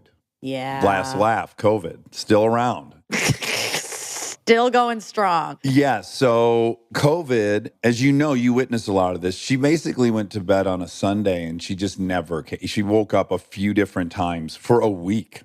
Yeah, she did not feel well. No, she's not looking good. We left early Friday morning because I had a reservation at an RV place that we had to get to by 6, and it was in Utah. So I'm like, guys, we have to get on the road at this time to make it, in time before they shut the gates of this place. Early, scrambling. And then I look at her in the kitchen on the day of departure, and I have to say, like, is this a really stupid idea? Like, you look like you might need a hospital in the next 12 hours. Should we be driving to the middle of the desert in the bus? I really was like, we might have to pull the plug on this whole thing. Wow. Yes, which would be, I look forward to this trip all year. It's my favorite trip of the year. It's so fun. Yeah. And then the bus I love, of course. So it was really like, I wasn't even, as we were getting in the bus, I'm like, I'm probably going to regret this. For her health, right? And we're going to get there and can't go anyways because we can't show up with Kristen in the condition she was in at a very communal gathering. Right. But we pushed ahead, and immediately what I found out was when I unplugged Big Brown from the 50 amp electric output that it's plugged into at all times, the refrigerator shut off and a few other things shut off that the batteries are supposed to run. Okay. So the whole battery system's supposed to run the fridge and some other stuff. That's not working. And I'm like, oh, fuck. And okay, so the fridge will not have power. We just packed it full of tons of food. Oh, no. And I'm like, this is stressful, but we got to keep going. We start going, and I'm trying to think of the order of events. At some point, we have no power inside. I turn the generator on while we're driving, thinking, well, okay, if the batteries aren't going to power the fridge, maybe the generator will power the fridge. Get the generator going, and it's powering some things, but not the fridge and not some other things. So I'm like, what the fuck is going on? So then the next order of events is we're in Nevada. It's now 100 outside. We're crossing the desert. Fuck. And you have no AC. Well, that was the next development. So I have AC coming out of the dashboard because the engine makes that. Lincoln's like, it's really hot in back. Mom's trying to sleep. And I'm like, okay, go to the panel, turn on this button. I'm trying to explain to her how to turn the AC on while I'm still driving. She comes back. She's like, it's not working. I'm like, is the blue light on? She's like, yeah, I'm driving, mind you, the whole time. So it's like, I can't get up and do. So and now the AC doesn't work. And now the bus is just getting hotter and hotter and hotter and hotter. Oh, my God. And I'm like, oh, my God. So we get past Vegas. I go through all these different breakers. I then pull the generator out from in front of the bus. There's a breaker on there. I turn that on. Okay, thank God that then powers at least the air conditioning. So now the air conditioning's working, but the toilets aren't flushing. Oh, no. Yep. I mean, long story short, by the time we got to the RV place and I plugged it into shore power and I turned the pump on for the water so we could flush the toilets, I was noticing water's kind of cascading out of the bottom of Big Brown. And I'm thinking, is that all condensation from the AC units on top? Maybe that's all leaking down. The electronics are getting more and more scattywampus and poltergeisty. Less and less things are working. I open a compartment, tons of water is just leaking into the compartment. It's the compartment with all of the electronic modules. So everything that runs everything is just getting dumped with water. And now occurs to me, there is a pipe either broken in the wall or a fitting that has come loose. And I'm also watching the fresh water tank go from 100 when we left down to 20, and we haven't Oh my God. we haven't used any water. So,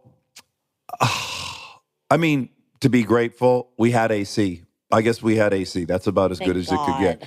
But we couldn't use the toilets. The lights no longer worked. None of the shades worked. We were in a campground, luckily, so we could use that bathroom. I'm hoping as these modules dry out, they'll start functioning. They never did. So, and while driving, people are reporting new things to me every, hour and a half. Dad, this thing. And I'm like, I got to drive the bus. I can't do any of this stuff. Morning of, we're in Idaho at a campground, and that was fun. That place had like a little outdoor pool. It was very, I don't know what the word is, ragged around the edges, I guess. Oh, what Callie would say, rustic. Yeah, it was rustic, but not in a silver like charming way. But when we went to the pool at night, there was a French family there, like a mom and a dad and 3 kids, and they were all speaking French. And I don't know why, I just love the idea that they had chosen their American vacation and they were camping and they were at this weird campground. I don't know. Yeah. I liked that a lot. And then the next morning, it's time to drive to the fishing lodge. And we're like, what do we do? So then we all took COVID tests, all negative. Including her. So she that didn't have COVID? Or she was just done testing positive Yeah, for she was it. past being viral or whatever. Okay. Yeah. So that luckily, because that morning of, I was like, we've gotten all the way here and we can't really go to the fishing lodge. And now we're going to have to drive all the way back, I guess. Oh my God. With all this shit going wrong. What if there's a guy with a leaf blower in your apartment? It's so annoying. I used to never care about them or think about them. And ever since we did that episode of Flightless Bird, now I have a beef. You have Bader Meinhof. I do. Yeah, you notice it more. So that was a huge relief. That meant it wasn't all for naught. We could go. And I think also mentally, just her knowing she wasn't, she did start to turn around that day. That's interesting. Yeah. Yeah. Which was huge. Okay, last wrinkle, they've never had a 50 amp plug at the fishing lodge. So I thought, okay, I'm going to have to park the bus 40 miles away at this campground that has the plug so that it's not dead when I have to drive it back. But then come to find out, the guy who runs this place, he got an Airstream last year and put in a 50 amp. So, oh, lucky. Very lucky. So the bus has been plugged in and I leave in the morning. I'm optimistic it'll get me home, but they're flying as they should. Oh, they are. Oh, Yes. You're going to be solo? Yes. That'll be easier for everyone if I'm not hearing about what's broken every hour. I see. Yeah. I'm sorry because I feel. Go ahead. I mean, I don't think I should take this on, but I feel a little responsible. Tell me how. Because what happened was you told me a story that we were originally flying. You guys decided to fly and you hadn't told Delta. And then when you guys told her, she was very, very sad. And then she had a whole plan and she didn't really want to talk about it, but it was just like the saddest story. It was, So yeah. I said, well, why don't you and Delta just take the bus and Kristen and Lincoln can fly if they want, but why don't you guys like do a thing? Yeah. And then you did. Yes. Yeah. I mean, it was heading in that direction. You don't have to take any responsibility. The only thing you really participated in is by saying it's okay if we cancel that one day of recording. Like I if you also had, gave you that. Yeah, if you had been bent out of shape about that, that might have been, something to wrestle with. But you were very amenable to that adjustment. Well, yeah, I wanted her to get her trip. Me too. And boy, did she get one. And now she's flying home. Oh, my God. Oh, my God. Why? Why do I own this thing? Yes. This is such a stupid thing to have. Listen, when you have the ledger of pros and cons, the trip to Mount Rushmore, into North Dakota, into Montana, and Aaron and I at the Avett Brothers concert. being in the dunes. It's still all a huge win. But yeah, currently, fuck this thing. I want to get a Honda Accord. That's the only thing I want to own. Very trusted. Just Exactly. drive it into the ground and never think about it. It's a great car. Speaking of luxury, Yeah. since you've been gone, a lot's happened. Oh my God. Yeah. Because I've been gone, what, 4 days? 5 days? 5 days. Yeah, a lot's happened. So you left Friday, but I saw you Thursday. Then Friday, I had dinner with Eric and Molly and Erica and Charlie. We went to Craig's. We love that's Craig's. the place with the paparazzi. Yeah. Yeah. And it was really yummy and it was very, very fun. It's kind of like my life is now pre that dinner and post that dinner. No kidding. What happened?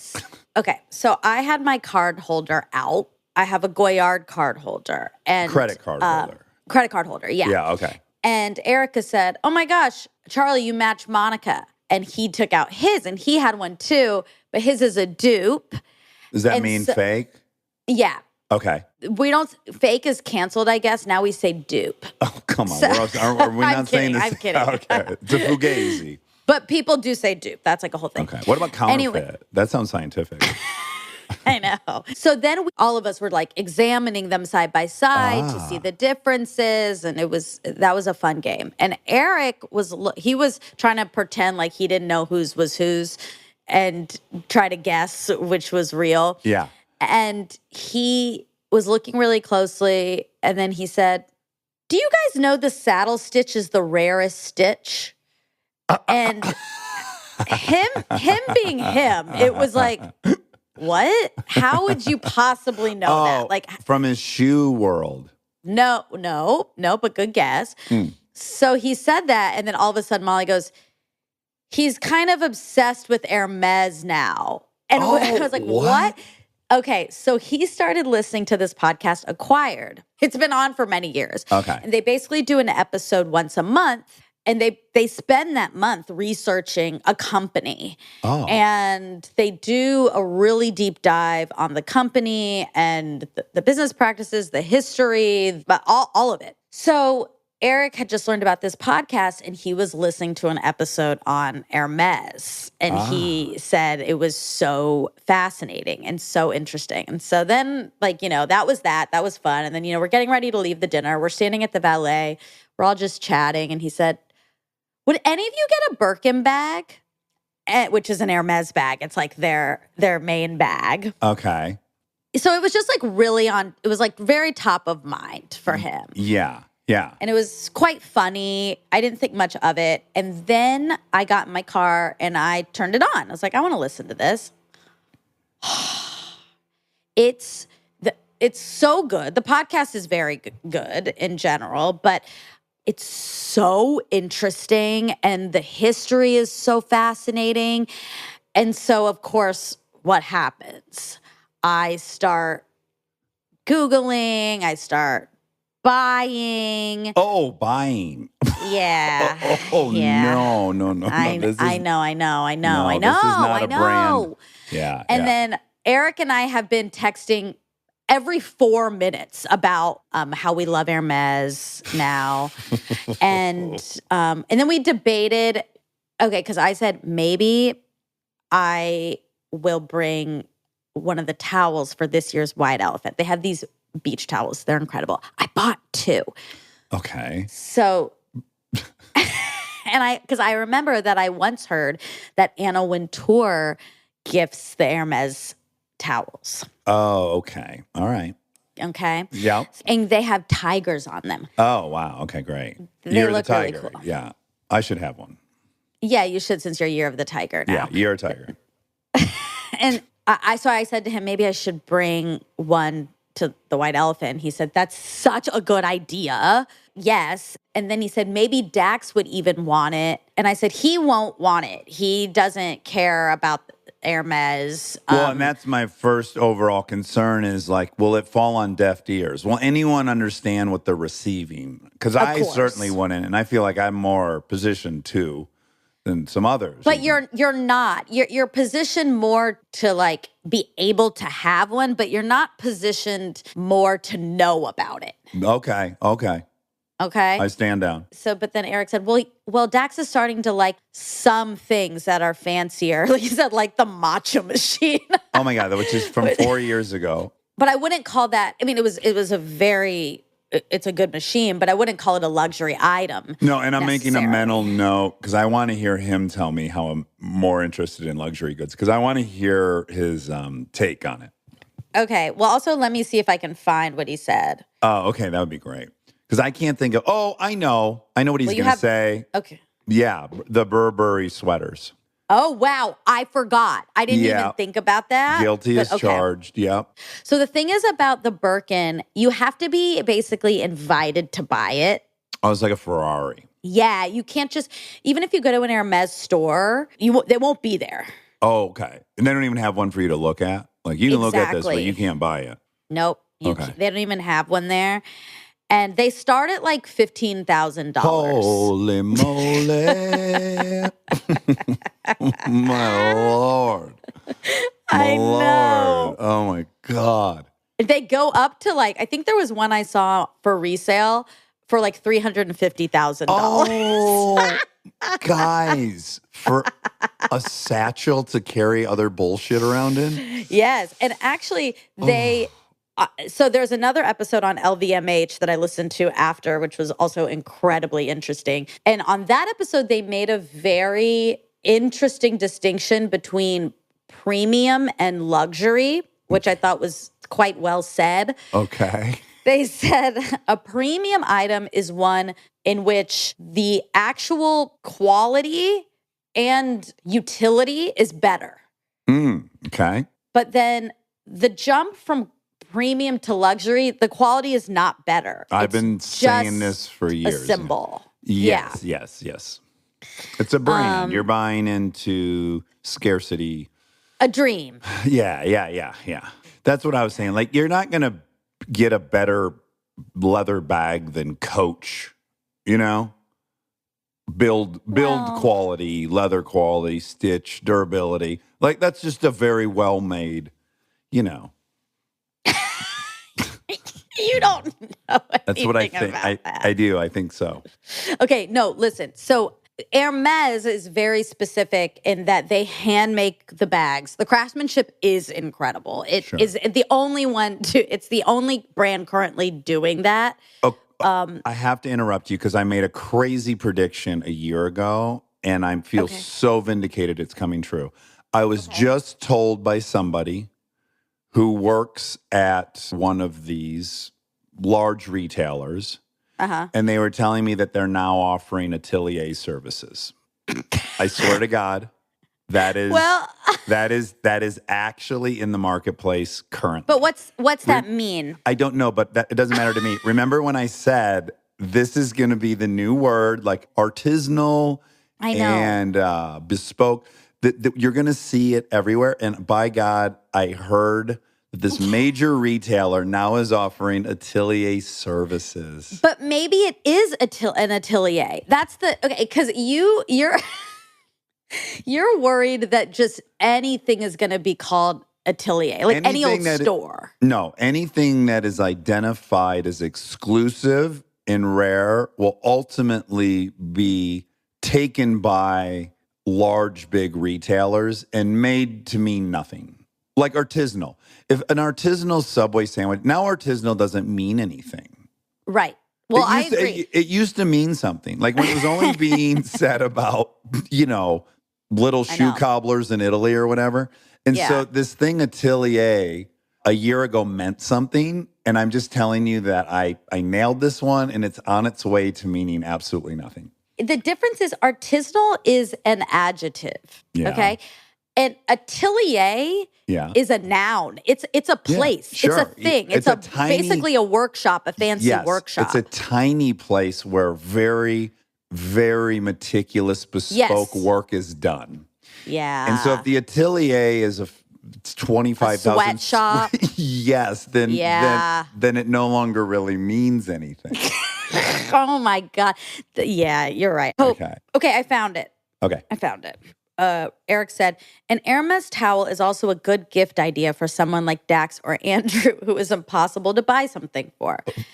And I said, yeah, but Dax wouldn't get it. He could care less. Also have to be careful about the way certain families use towels because they have to respect them. He said, it depends. If it really is a luxurious towel, he might embrace it, like certain shorts or the matcha machine. It's like 50-50. And then he said maybe it's 25-75. He doesn't get it. I'm so glad you're so Eric and I have had this exact relationship for 12 years. This is how ours began, but it would all be AA stuff. But yet once you enter into the cyclone with Eric on text, it's insane how long they all are. And it's so fun. Yeah, and you too I was participating in writing 2-page text. And again, he's the only person I do this with. Yeah, it's really fun. Yeah. He has such a fun mind. He does. And then I was reminded that you got a shirt from Panay that was, I think, Gucci. Gucci sweater, yeah. And you love that. I love it. It's in got some ways, he's right. Little bear on it, yeah. He is. I'm a fraud. So I think you're going to love the towel. Okay. I got to keep it away from my rascal children, though. It'll end up around Groot in a mud puddle in the backyard as That's Groot's my dress. worry. You know, Delta loves Groot so much, and she decided to bring a lot of outfits for Groot. You know, there are no outfits made for him specifically. Of course. There's no accoutrement on that toy line. He's notoriously nude. Yes, and so she's been like scavenging from different toy lines and has cobbled together this great wardrobe for him. He's a lifeguard. He has a beautiful dress.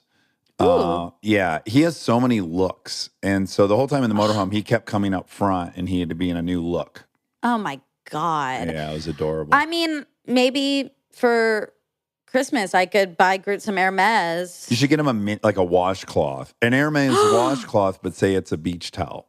Oh, that's a great idea. It's probably $400. Yeah, you got to send it to an atelier to have it embroidered. It will be. Hermes is an atelier. It does have I want to say one thing about those bags. What happens a lot, it happened to Charles Leclerc. It's happened to, I think, another driver. They have these watches, these $1 million watches. And guys come steal their watches in broad daylight right off their wrists. This has happened twice with F1 drivers in the last 2 years. Wow. So think how much harder it is to get a watch off someone's wrist than it is to grab a bag. I can't imagine. I can't believe these women feel confident Safe. walking around with $350,000 over their shoulder. I mean, okay, to be fair, most are not $350,000. I just saw one that was. Because the other thing with those bags, like a luxury car, it appreciates, which is rare, right? Like as soon as you buy a Coach bag, I mean, no shade, nothing against it, that depreciates as soon as you take it off the shelf and walk out the door. An Hermes bag immediately goes up in value. Well, I have heard this argument a lot over the years. And I want to be clear, most luxury cars don't. There's only a handful that appreciate. Well, like you have one that it does. And I only got it for that reason, because it's had a 3-generation proof that that's the trajectory. But I've heard that, and yet I've never met anyone who sold their stuff secondhand and made money. I hear this a lot from vintage cars. They make money. No. I've heard about the bags and the Gucci outfits appreciating. Like, I think it's a premise everyone's aware of, yet I've never met anyone, and I know a lot of women who collect this stuff. I've never met anyone who's actually sold one of these items for a profit. No, but it's a specific level. It's not like any nice good will resell for a higher amount, but certain brands and certain specific items, like the Kelly bag and the Birkin bag, they're both Hermes, they do. Like you can look on the resale sites. They're all way more expensive than the actual cost of the bag, which normally is like between 12 and 20,000. And then you can't get it on the resale market for 12,000 unless it's all busted up. But it is an investment. Like that's why people get them. It's like a car. I mean, it is like a car. It's as much as one. Yeah. Okay. Well, I'm in a pickle because I want to update you on a part of the trip, and I also think I don't want to. I don't think I should say who's at the trip. It feels like it's breaking some conduct. I kind of agree. Yeah, but somebody's on your trip. I just want to update you that like I'm really getting along with this person. I don't know how I'm supposed to feel. Okay. What do you think I should feel, like, properly? Like, what is my best self feeling?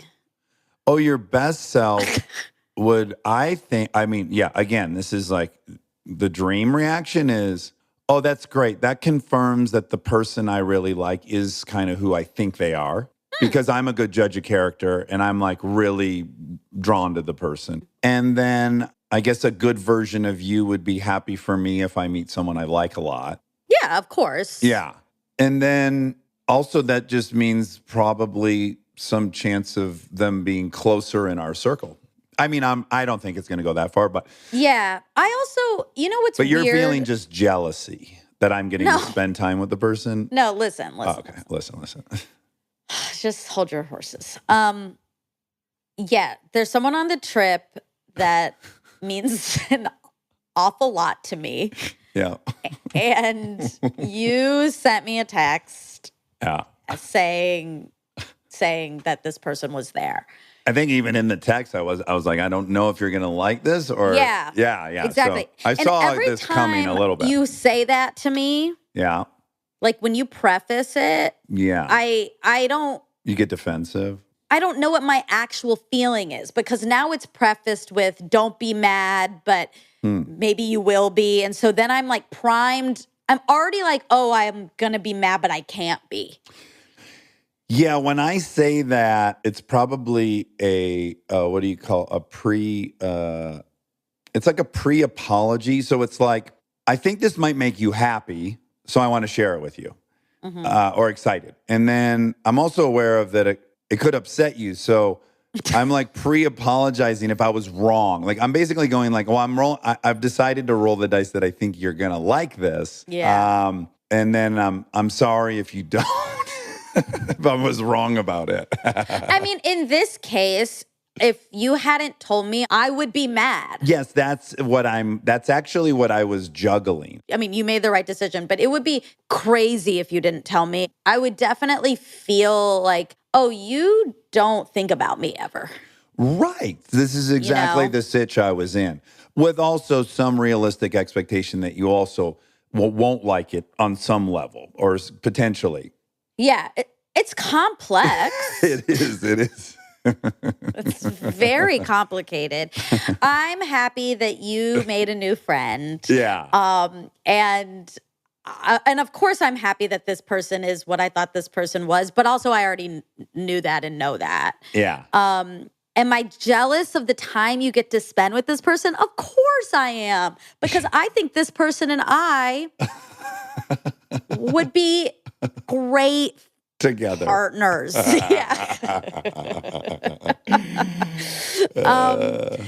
Also, it's like an identity thing a little bit. It's like, oh, that person's my person. Sure. You can't become best friends with that person. That person lives in my brain. No, as a very specific thing. Yeah, and if I reverse the roles, I can admit too that if you were somewhere for a week with Brad Pitt, exactly, and God willing, I know you're likable, and there's some chance you two are going to become best friends. When I really wanted to be best friends with him, I'm going to feel like somehow I lost, or right. But that's not. I actually don't. Like I'm just saying how I could have a knee jerk of like, oh, well, great. Now she's best friends with Brad Pitt. He's not going to be best friends with me. She just filled that slot. I also feel pretty certain this person and I are never going to be best friends. Yeah. For many, many reasons. Yeah. But I just really want this person to really like me. Right? Yeah.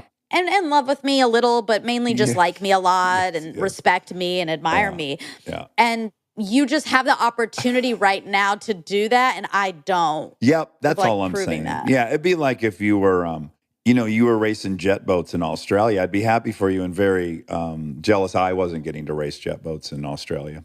have I come up? And Has that crossed your mind? Yeah, I've definitely said, like, I told, of course, like, oh, Monica and I went to India with Bill Gates, hit them with a couple of the great Bill Gates stories. Okay. Yeah, for sure. Yeah, I've said your name multiple times. Okay, and I just wonder if you've mentioned like how good I am at connections and stuff. Not yet, but there's a day left. Yeah. Okay. Maybe tonight at dinner, that'll come up. Okay, we've said enough about that product because it's so obvious now. But at any rate, the only other thing I'll add is I took the girls whitewater rafting yesterday. So Lincoln and I have been the previous 3 years we go, and that's Lincoln's favorite thing. And so this year, Delta decided she wanted to try it. Wow, good job. Good for her. With a good deal of nervousness about it. And then, of course, as I would do too as the older sibling, Lincoln wasn't helping, right? Because, you know, I'm sure she'd prefer. Yes, I'm sure she'd prefer that just. Oh my God, it's all circles back. We all have our things. Yeah. Very natural, very human, natural, normal. Anyway, so we go there and we get on the boat and I can tell she's definitely having second thoughts. Aww. And we go through the first little ripple and she goes, I don't like this. I don't want to do this. I'm like, yeah. I'm like, what is the perfect answer? Because I've got to be realistic. Like, well, honey, that ship sailed. This is a 2-hour thing. And there's really no getting off this. It's 2 hours? Yeah, I think so. Yeah. And oh no. I just try to reassure her. I'm like, these never flip. They flip like once a season. I've been a bunch of times. It's never flipped. If it flips, who gives a shit? You know I'm going to swim right to you and grab you. You're in a life jacket. Yeah. Let's just walk through all the things. Anyways, by the third rapid, she really liked it. Oh. And by the end, there's a 10-foot rapid. There's a 10-foot wave you go up. And it's actually when they take a picture of you from the banks. Oh, nice. And Delta's like head up, staring at the thing, screaming with excitement. Oh. It ended, and she's like, I want to go again. Can we go again tomorrow? And, I like it because they like it. I've now done it 4 times, It's great. It's great. It's a great thing. 2 hours is long. Also, I don't have a steering wheel in my hand. It's like I'm on the side rowing. Oh. The only part I have is I have a very loud voice. So I yell, dig, dig, dig when we're supposed to be paddling really hard. So yeah, I'm just a passenger. I'm not in control. So maybe that's why I don't love it as much. Mm-hmm. But it's totally fine. But I did not want to go again today. Okay. But Lincoln went twice. She went by herself the day before.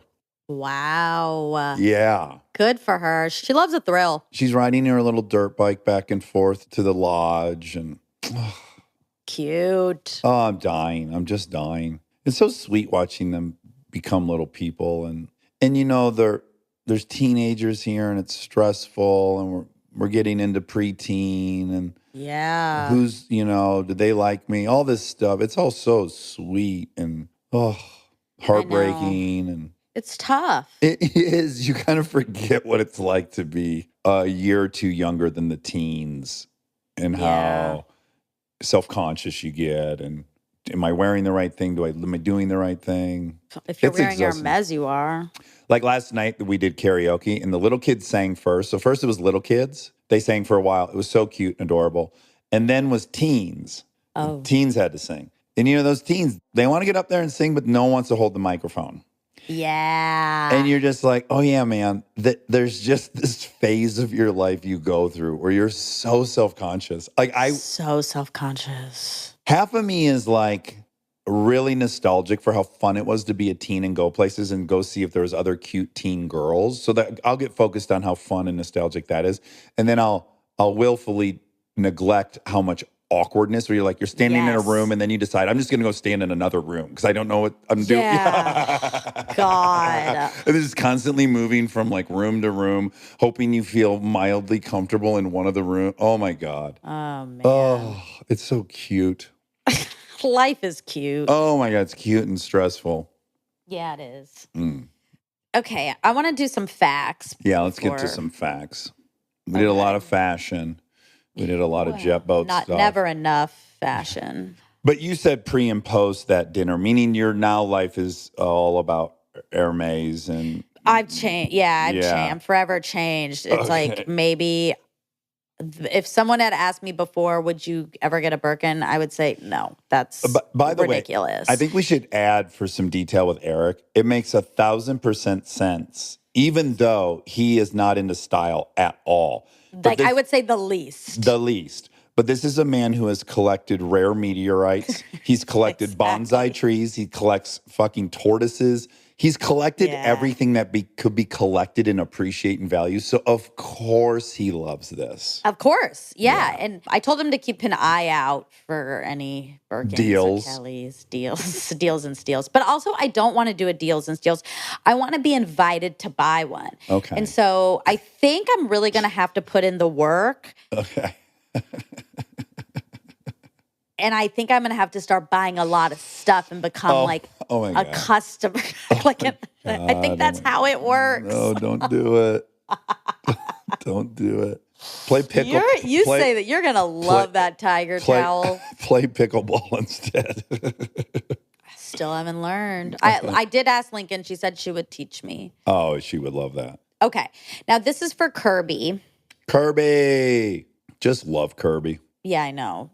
She's What a great. self-centered. No, that's not the right word. Self-assured. Self-centered is. I was like, that, no. No, scratch that. She is not at all self-centered. No, she is self-assured. Yeah. Yeah, very self-assured. That's such an attractive quality in people, isn't it? Mm-hmm. Yeah. It sure is. Okay. So I looked up the most popular color for clothes. Oh, ding, ding, ding. Fashion. Yeah. And it says it varies by region and time of year. But some of the most popular colors are blue, classic color. Sure. Black. Primary. Navy. Yeah, these are all neutrals kind of. So blue, black, navy, neutrals, and heather gray. I love heather gray. If I do it's too. dark, if it's like a dark heather gray, like it looks like it's been worn in like a athletic shirt. Yeah, but also gray is tricky for sweaty people. Yeah. And penises. I didn't know this until John Hamm was on, but so many people in the comments were like, oh, he knows what he's doing with those gray sweatpants. Then I came to find out gray sweatpants is a thing you wear if you want to show your dick off. What? Yeah, I learned that all from the comments. Does it have to be? Oh my God, I need you to take a break from the comments. What are you talking about? It's like a third of our content is my reaction to the comments. No, I know. I don't. It's too much. Listen, does it have to be gray? We wouldn't have found this out. Does it have to be gray? Yeah, apparently gray photographs nicely to show the dick. Oh. I mean, you can see where definitely black would not. Yeah, but white, I would think, would be the most. First of all, I don't think anyone wears white sweatpants. So this might be I do. Yeah, I can't picture any guys that I mean, I have no images of dudes wearing white sweat. But regardless, white might even be too bright in that it doesn't cast any shadows. I don't know. The conclusion is gray sweatpants are the pants if you're looking to show off your junk. Yeah. Really contours. Yeah, really outlines it nicely, I guess. Okay. Now, You got to know I did have to talk myself out of buying some gray sweatpants when I learned I think this. I'm like, wow, this is what everyone's doing. I don't want to be left behind. Everyone's getting their dick out there. Oh my God. Okay. What are the most popular colors in the world? A worldwide survey reveals that blue is the most popular color in 10 countries across 4 continents. Blue. Do you think people naturally love blue because the sky's blue and water's blue? Maybe. I mean, it just it has a calming effect. Yeah. Like red means danger, lava, fire. Passion and love. Sure. Which there's a time and place for, but I don't know if it's in the work environment. Well, just like gray sweatpants are Well, not. if you're wearing gray sweatpants to work, HR needs to pull you aside. Listen, Michael, we've all seen your dick now. It's time to not wear those anymore. We all you saw. can put those away. Yeah, we all got a nice mental image. What's happening? Okay, now I found the National Enquirer commercial. This is unfortunate because, we're on Zoom. You can't see it, but I will play it. Okay. How was a photographer injured in a brawl with Madonna? I want to know. Will Jeff and Fallon's marriage be the TV wedding of the year? This week's National Enquirer tells you. What are 2 surefire tricks to become more creative? It's in the Enquirer. How can you tell if your mate really loves you? Find out in the Enquirer. Over 100 features for people with inquiring minds. Like me. Okay, so you couldn't hear it, I guess. Hold on. Yeah, Okay, that you didn't couldn't work. hear It it. didn't work. Like I heard a first frame of it, and then I didn't hear anything the whole time. Well, it was pretty quiet. Okay. Maybe. But I think the people heard it. Okay, great. Well, you'll find out when you listen back. Okay, women's and men's brains, the way they respond to hungry infant cries. This is from NIH.gov. This is very trusted. Yeah. Researchers asked men and women to let their minds wander, then played a recording of white noise interspersed with the sounds of an infant crying. Brain scans show that in the women, patterns of brain activity abruptly switched to an attentive mode when they heard the infant cries, whereas the men's brains remained in the resting state. And then previous studies have shown that on an emotional level, men and women respond differently to the sound of an infant crying. Our findings indicate that men and women show marked differences in terms of attention. The earlier studies showed that women are more likely than men to feel sympathy when they hear an infant cry and are more likely to want to care for the infant. And men want to stop the sound. Yeah. Oh, men.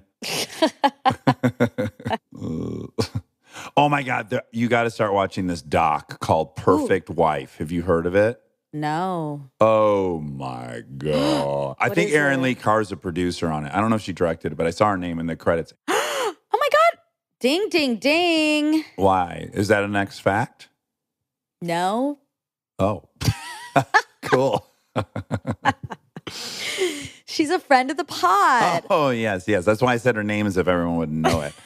Okay, Anyway. So it's on Hulu, 3-part doc. At the beginning, a man comes home, his wife's not there, his kids aren't there. He pings her phone. It's on the side of a road in Redding, like rural Redding, California. He drives there and finds her phone on the side of the road, and then she's missing. That's where it starts. And it is wild. It's absolutely wild. It's really good. Now, highly recommend, yeah. Do watch. We'll watch. Okay. Picasso's quote is learn the rules like a pro so you can break them like an artist. Ooh, nice. Yeah, I like that. Nice. Can I just say, I think ours would be the almost polar opposite of that quote, which would be like, come in as an artist and try to figure out how to be a pro. Right? I think. I went from like just being interviewed and like thinking I should be talking 75% of the time to like figuring out, going from being an artist to, a professional. Right. A professional. Yeah. Yeah. Mine was learn how to be an artist so you can learn how to be a professional. I see what weird you mean. advice. Yeah. But I love this quote, and I also agree with it in general in life.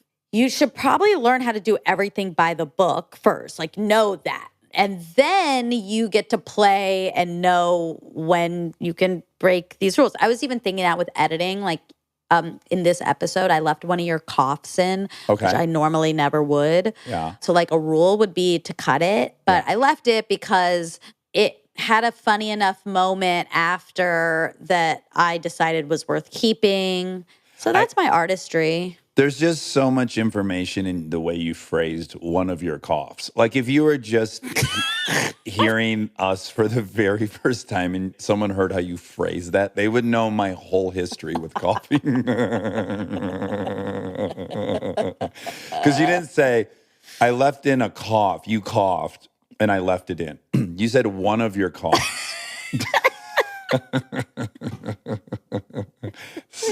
Jesus Christ. Oh my God. Oh. Well, you have a trademark. I'm a warthog. Okay, I looked up hearing loss, and unfortunately, it looks like it can start to decline as early as our 30s and 40s, but typically around the 50s to early 60s. It's a rough road for us entering those decades.